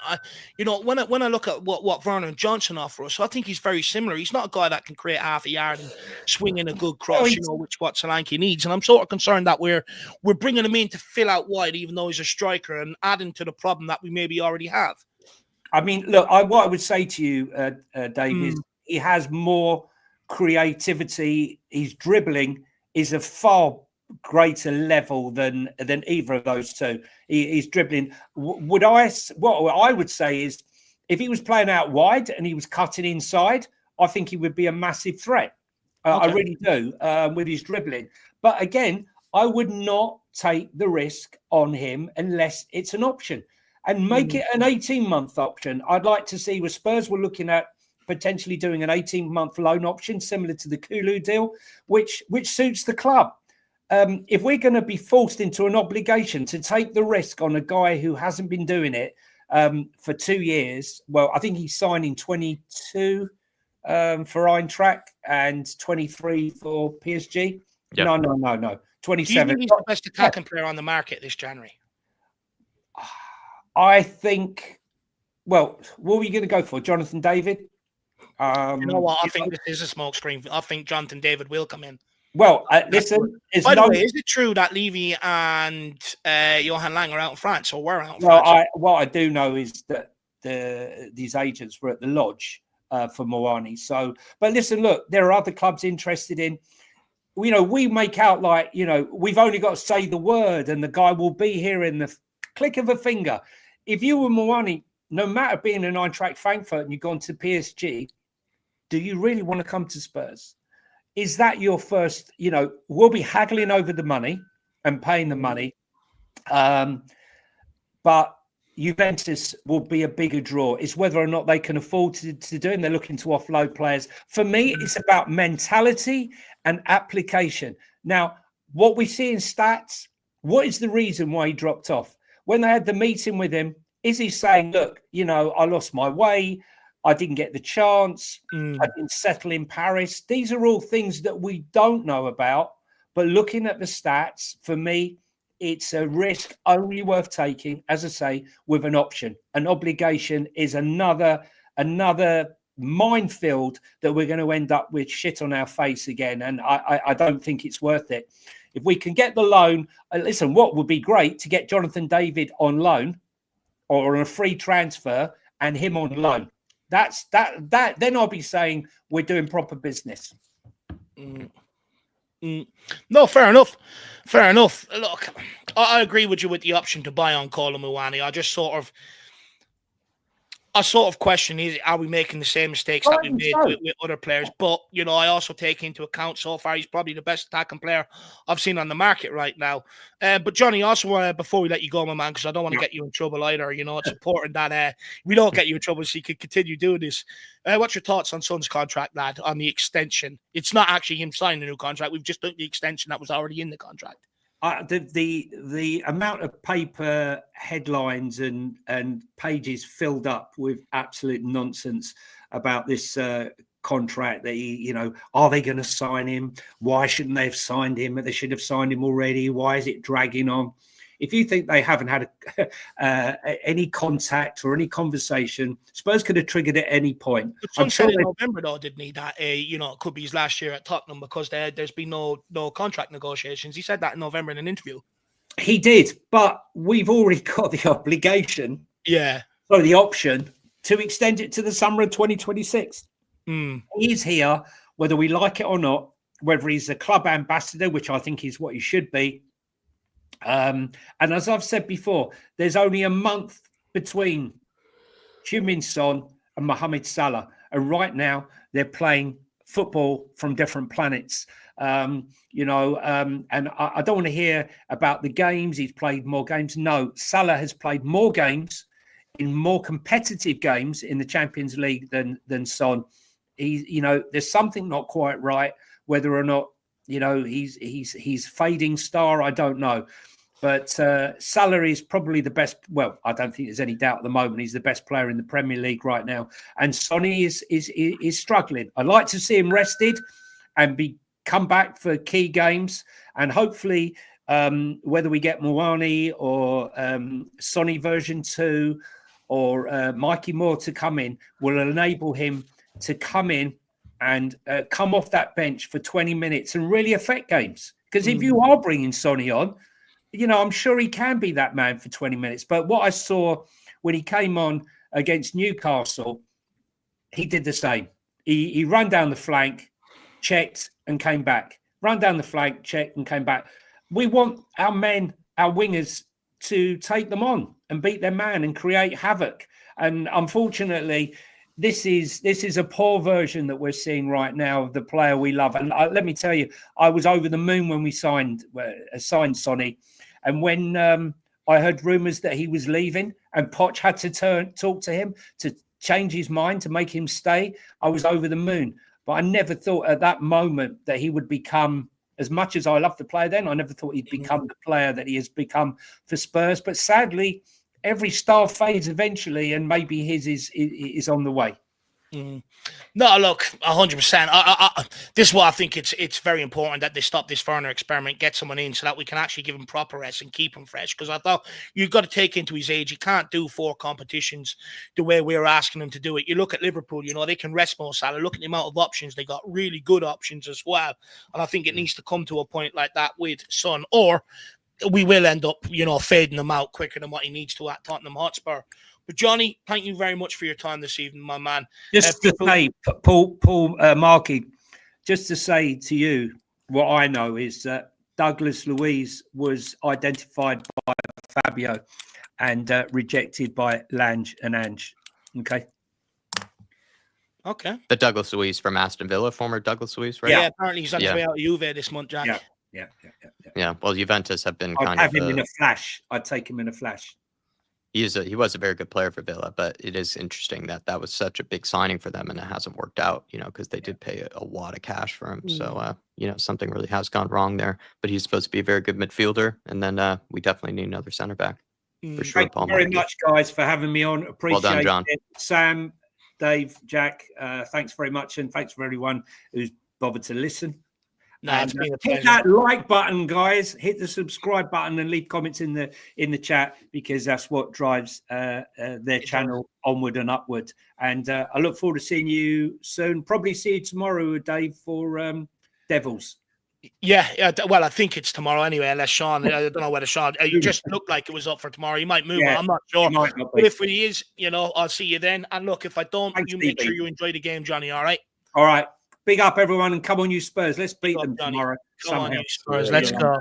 Bye. Guys, we will put Johnny's links in the chat for you guys. Make sure you do get over and show him all of your support. His Instagram is there. That's the big one he's trying to push right now, because they keep trying to take him down, but he's bringing it back. So get over there and give him your support. Sam, we'll take a Paul Markey super chat here, and then, of course, I want your thoughts on Kolo Muani and Son's contract extension as well. But Paul Markey says, fact, the big wages make the players lazy. And look, there's a large element to that, It's not just footballers. You see it with the likes of Conor McGregor in the UFC and boxers and stuff like that. Well, Anthony Joshua, for instance, once you hit the big time, you hit the big money, you do become a little bit complacent and stuff like that. I think that's a fair comment, Paul Markey. He says the only player we should be chasing is Douglas Luiz and another centre-back. Would you agree with Paul Markey?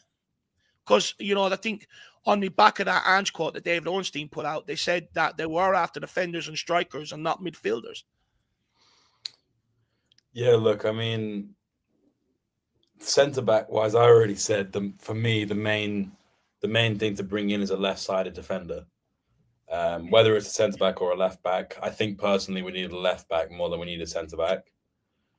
But, if they bring in a left-sided centre-back, then, maybe I'll be... Does that mean Van de Ven then could probably push out? Yeah, I mean, I don't know if I'd actually want Van de Ven to play there, but, if needs must, then yeah, I'd be okay with that, right? Douglas Luiz, I did post it in some of the groups earlier when I saw that he was available, saying, this guy would be great for us. The problem is, it would require selling either Bentancur and Basuma, one of the two. Yeah. Because I just don't think that you'd have all three of them in there, especially. We ain't going to carry that amount of options, are we? You know that. No.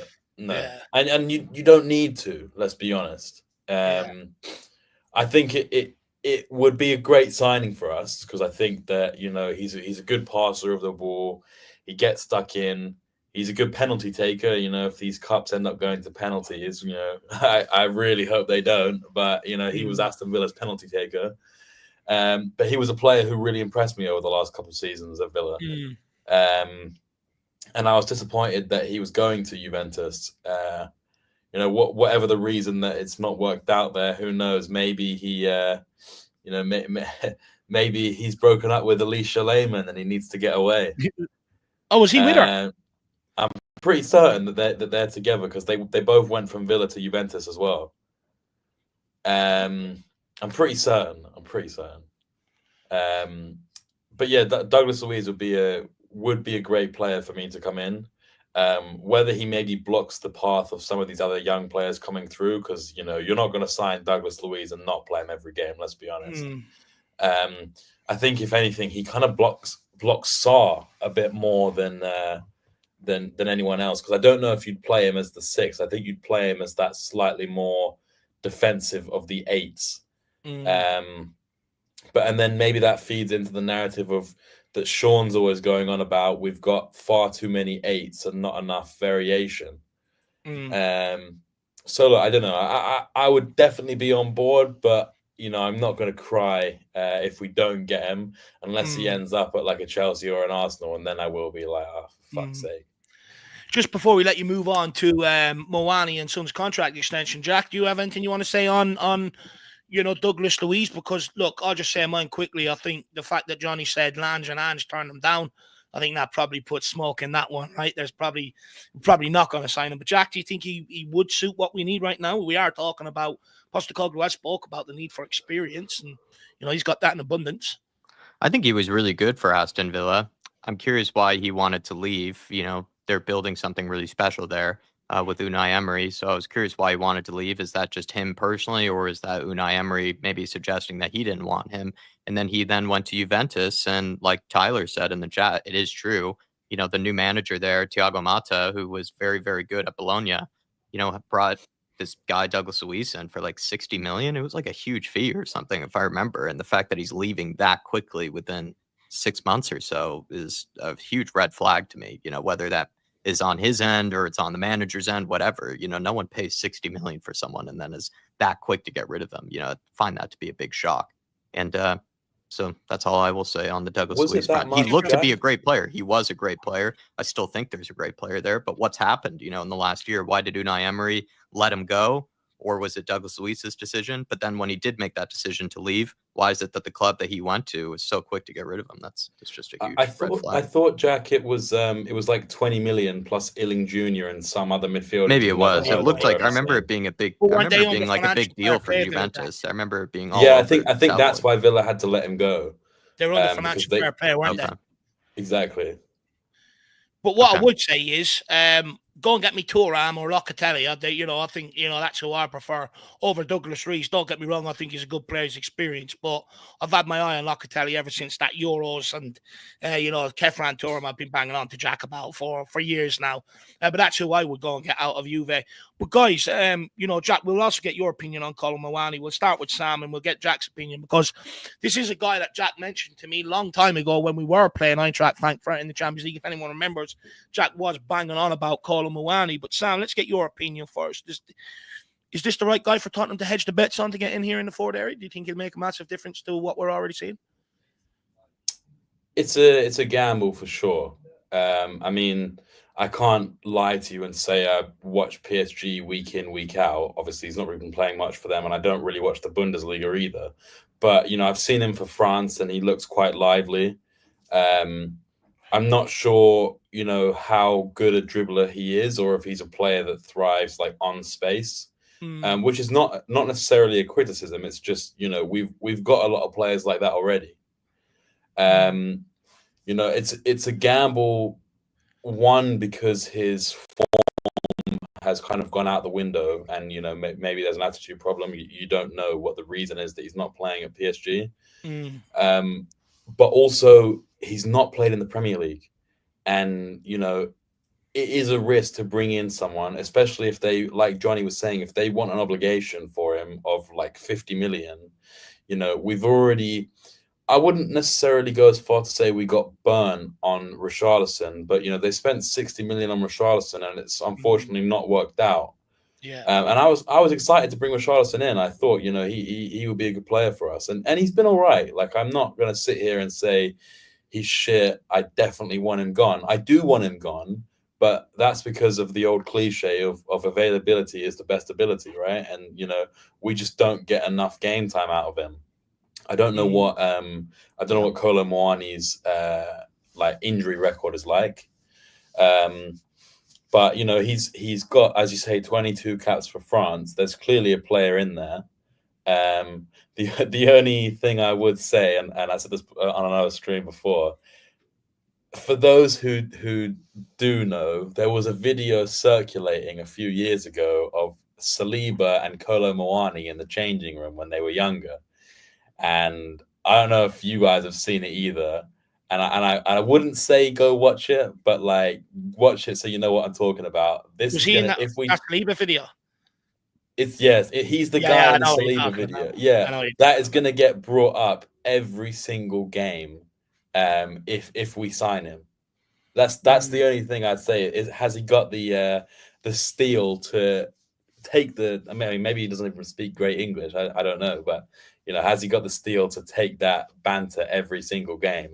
We'll see. I want to bring him in because I want some attacking threat. But again, I'm not going to cry if we don't bring him in and they bring in someone else who is also of a strong quality, right? It's all about opportunities. I think a lot of people, we will, when this deal eventually peters out because they want too much, then you'll see a lot of fans who probably don't even know much about Muani anyway going, this is typical Levy.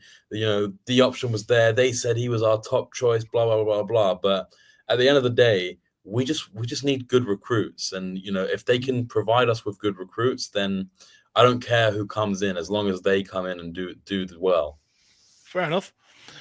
Jack, what's your thoughts on the Kolo Muani situation?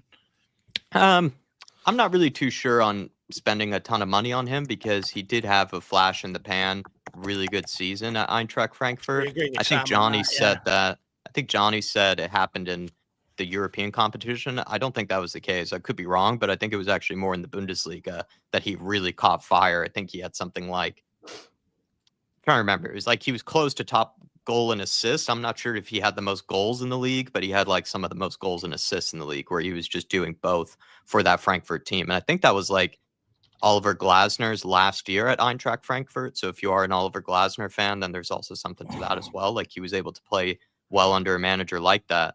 But when he went to PSG, I listened to a lot of hipster European football podcasts. And what I do remember about them talking about with Kolo Muani was there were just so many better players than him in that PSG team that the move for 90 million never made sense from the get-go because they had Bradley Barcola coming through. They had Ousmane Dembele at the time, who we know is a real hothead and is a real diva, so he's always going to get into the team. They still had Kylian Mbappe at the time, also guaranteed player to get into the team. And then they also had guys like Gonçalo Ramos, who I think they got from like Benfica for like another 100 million. So they just had signed like so many forwards that season that it was going to be a tough ask for him to get into that team.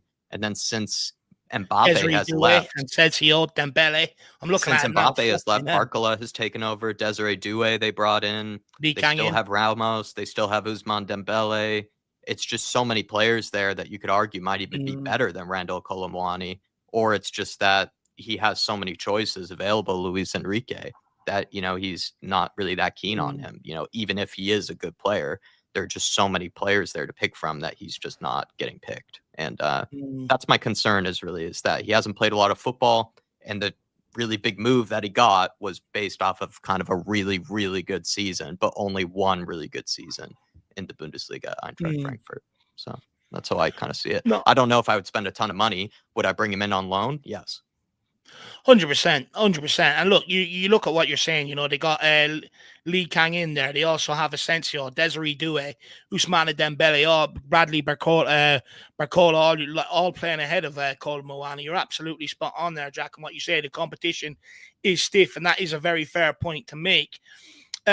Look, when it comes to me on Muani, I don't buy into that he's a winger. I think he's an out-and-out striker.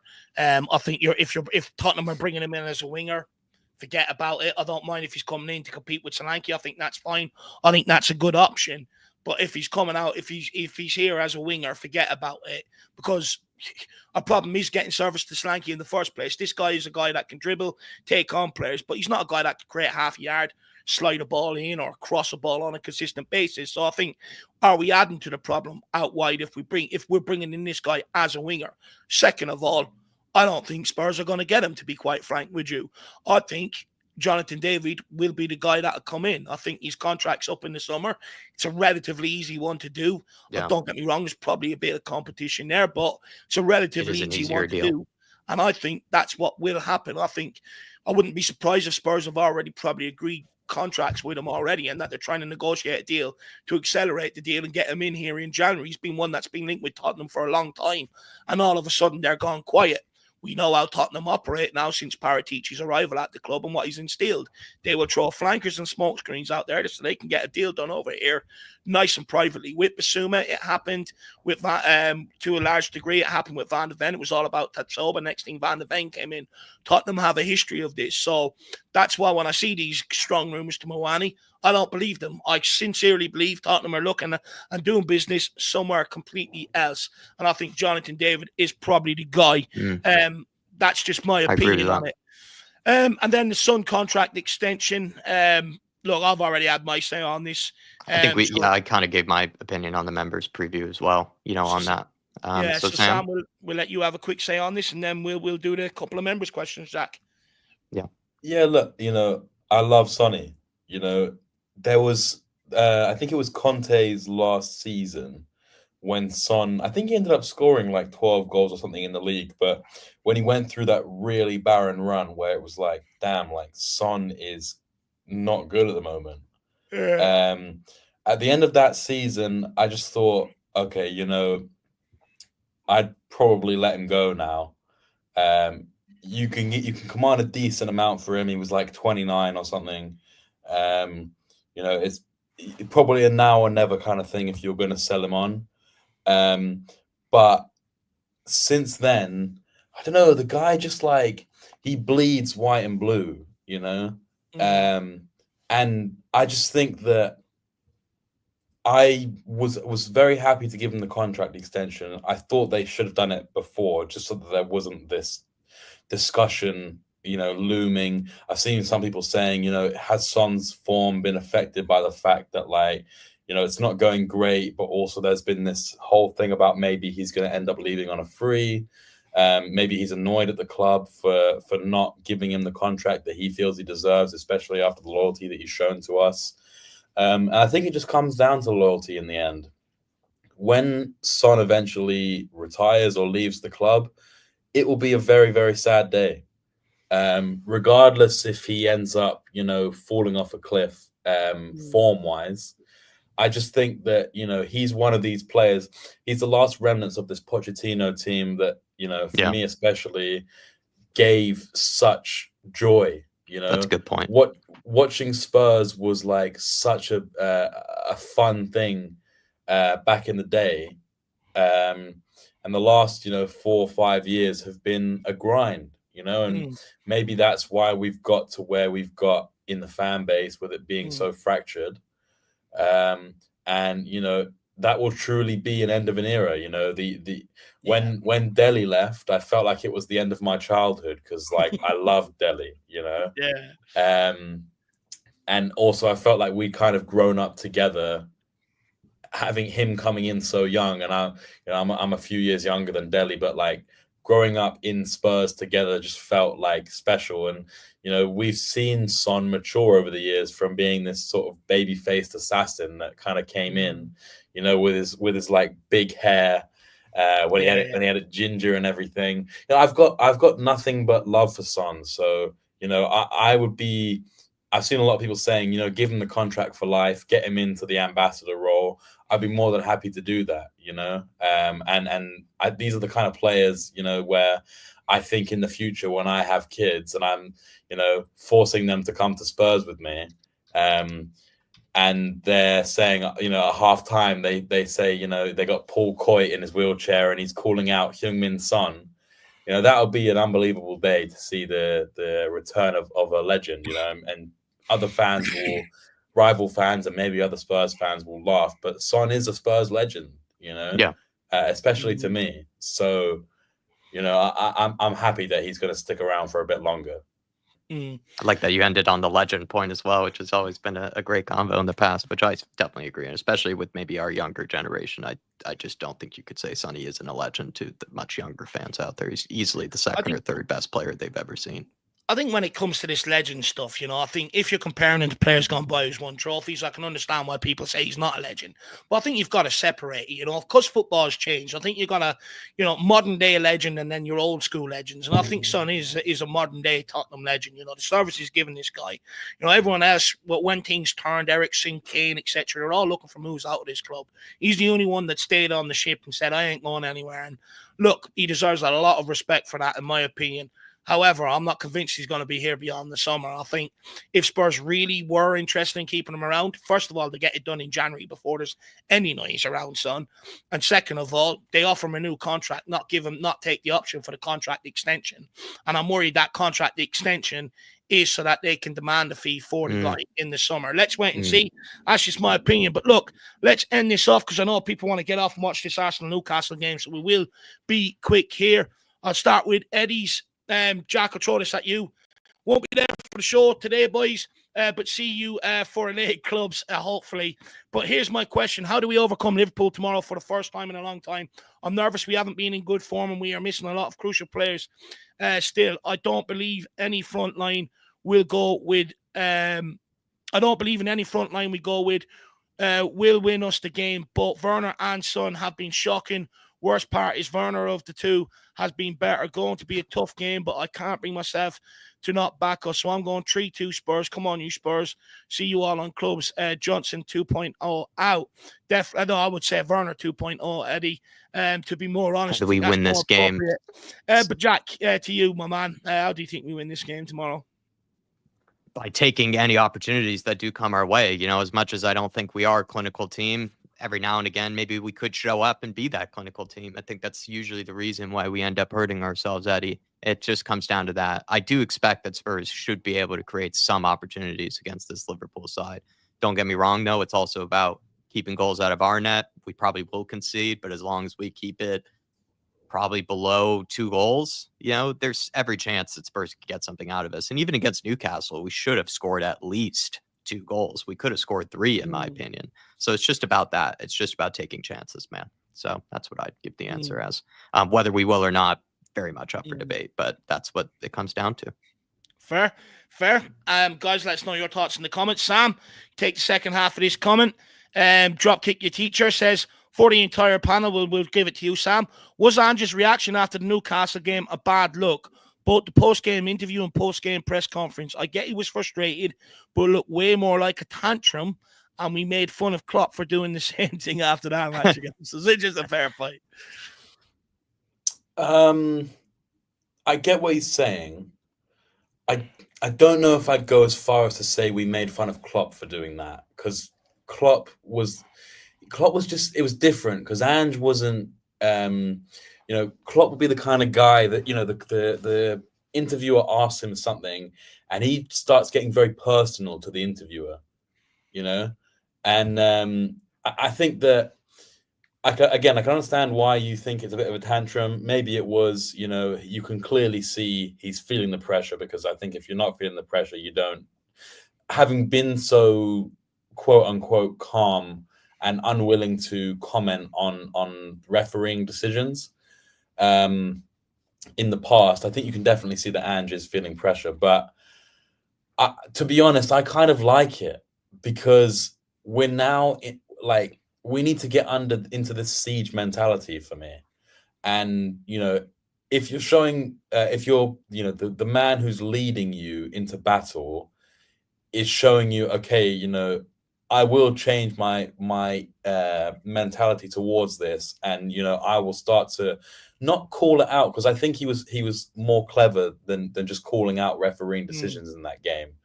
And, you know, maybe there was some hyperbole. I don't think that we necessarily deserve to win the game, given on the basis of Newcastle sat back because they could. But I like the you know, the feisty nature of that press conference. I have complained a little bit about Ange being a little bit, you know, when interviewers ask him questions and he snaps back a little bit, like, are you going to let me talk? Are you going to keep asking questions? That's the kind of stuff I think that, like, I've gone at Klopp for in the past. But this specifically, this is like, it's us against them now. You know, this is the time for us to lock the fuck in. Like, Do you know what? On that, I actually don't mind Ange getting personal with reporters because, like the interviewer, they're going to try and trip him up to get him to say something for that soundbite so that they can become popular. So I have no problem. I think it's that game. It's the game they're in, right? No problem with it whatsoever. Also, I have no problem with him sticking up for Tottenham Hotspur. I mean, look, Joelinton should have been sent off. Dan Burns should have been sent off, and their goal should have been disallowed. So, I think there's only so much a man can take. But he also says about this question, you have to accept the referee's decision. That's how I grew up. No, fair play. We used to understand that errors were part of the game, including officiating errors. You know you have to cop it sometimes. Fair point. And at some point, we have to accept the referee's decision. And said these three things is this not hypocritical from him? It looks more like he's contradicting himself once again, rather than changing his mind and disagreeing with what he's saying. Look, and lastly, I've said this before. I think Tottenham do need to highlight more on the referees' decisions. Liverpool do it, and they tend to get the run of decisions. Arsenal do it; they tend to get the run of decisions. Yeah. Forest done it this, by bringing in, people into the club, and look where they are now, and they're getting decisions and stuff like that. So I do think, if you're willing to roll over and accept it and never highlight it. Well, that's why a lot of the decisions, referees feel like they can give decisions against us. So I do believe at some point you have to stand up to it. And he says, last question, since we won't have another panel show before Tamworth, what are your predictions? My heart's telling me a comfortable win, but my mind is saying we go full Spurs and lose 1-0 with a late goal. Tamworth already has 2 cup upsets in this campaign. Look, I'm not even entertaining the notion that we're going to lose to Tamworth. We played Wickham, we played Marine, we were playing defensive football and beat these teams. I think our style of football, keep them pinned back in for large periods. I think we beat Tamworth for sure. And then the first question, he says, Muani is just another Werner signing, bang average, and will let us down. Why does this club still lack ambition? Look, twofold. I think one, it's hard to disagree that we lack ambition, but what I would say, my man, is that we screwed ourselves. Like the thing is, we ain't going to go and sign a Cunha this window. We're not going to go and sign a Semenyo this window. We're just not. We're not going to pay the money. And if we go asking, they're going to slap another 40, 50 million on top of it. It ain't going to happen. It's January market. It's notoriously difficult to operate in. And, you are only going to sign players that are out of favour. Even Kulusevski and Bentancur, they were out of favour at Juventus. That's why we got our hands on them. So it's a difficult market to operate in. And that's why we should have done better in the summer to pull in an Eze, to pull in these sort of players. So that's the situation we're in now, RST. And unfortunately, I think we just have to accept it. And then lastly, Ryan says, evening, Dave on Jack. When we lose to Liverpool, yeah, I read that right. When we lose to Liverpool and we are out of the rest of the cups, will you be Ange out? And if not, what will make you be Ange out? Look, Ryan, I think if January doesn't go well, we're out of the Carabao Cup. We don't qualify for the last day at Europa League. We have trouble getting by Tamworth, and we drop points to Leicester and Everton. Then I think the writing's on the wall. But you're never going to hear me call for a manager's head at Tottenham Hotspur because whether you like it or not, Jose, Conte, and Postecoglou are not bad managers. Everyone goes for their tactics because they won't tinker this, that, and the other. But everyone misses the big problem. If you don't build a squad for them to work with, what tinkering do you want them to do with great effect? And I think people go after the wrong problem. I think they should go after Daniel Levy not backing them. But look, it doesn't mean it's right to keep him in the job. If the results aren't going well after January, I think he's gone, regardless of my opinion. At the end of the day, it's not me that sacks Ange Postecoglou. It's not you. It's the club.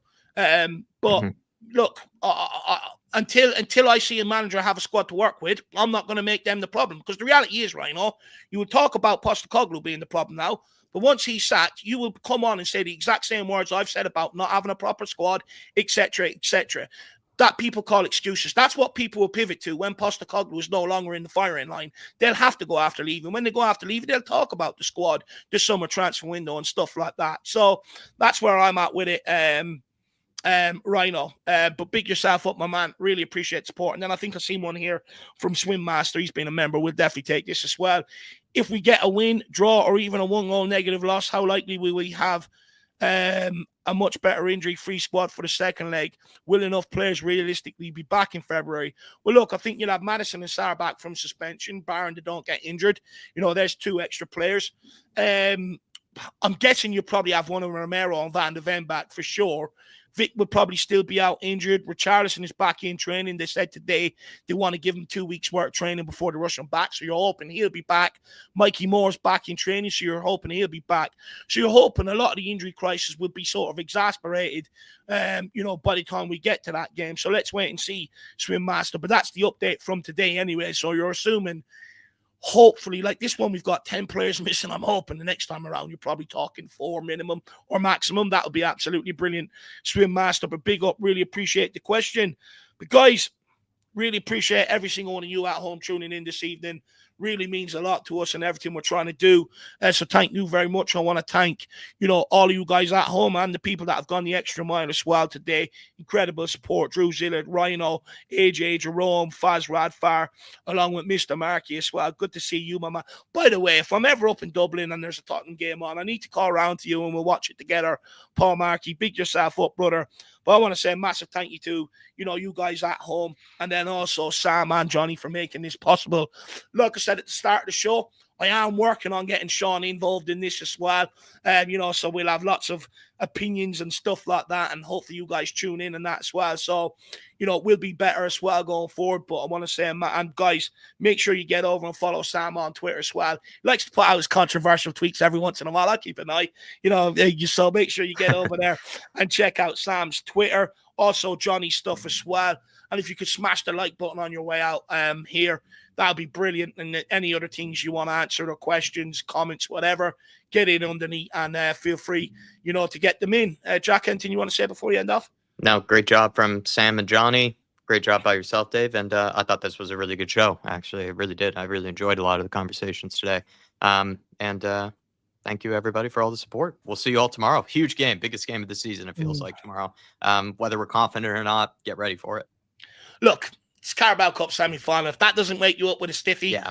then, football ain't for you. Sam, you make sure you enjoy that game tomorrow, brother. Have a good time with the family.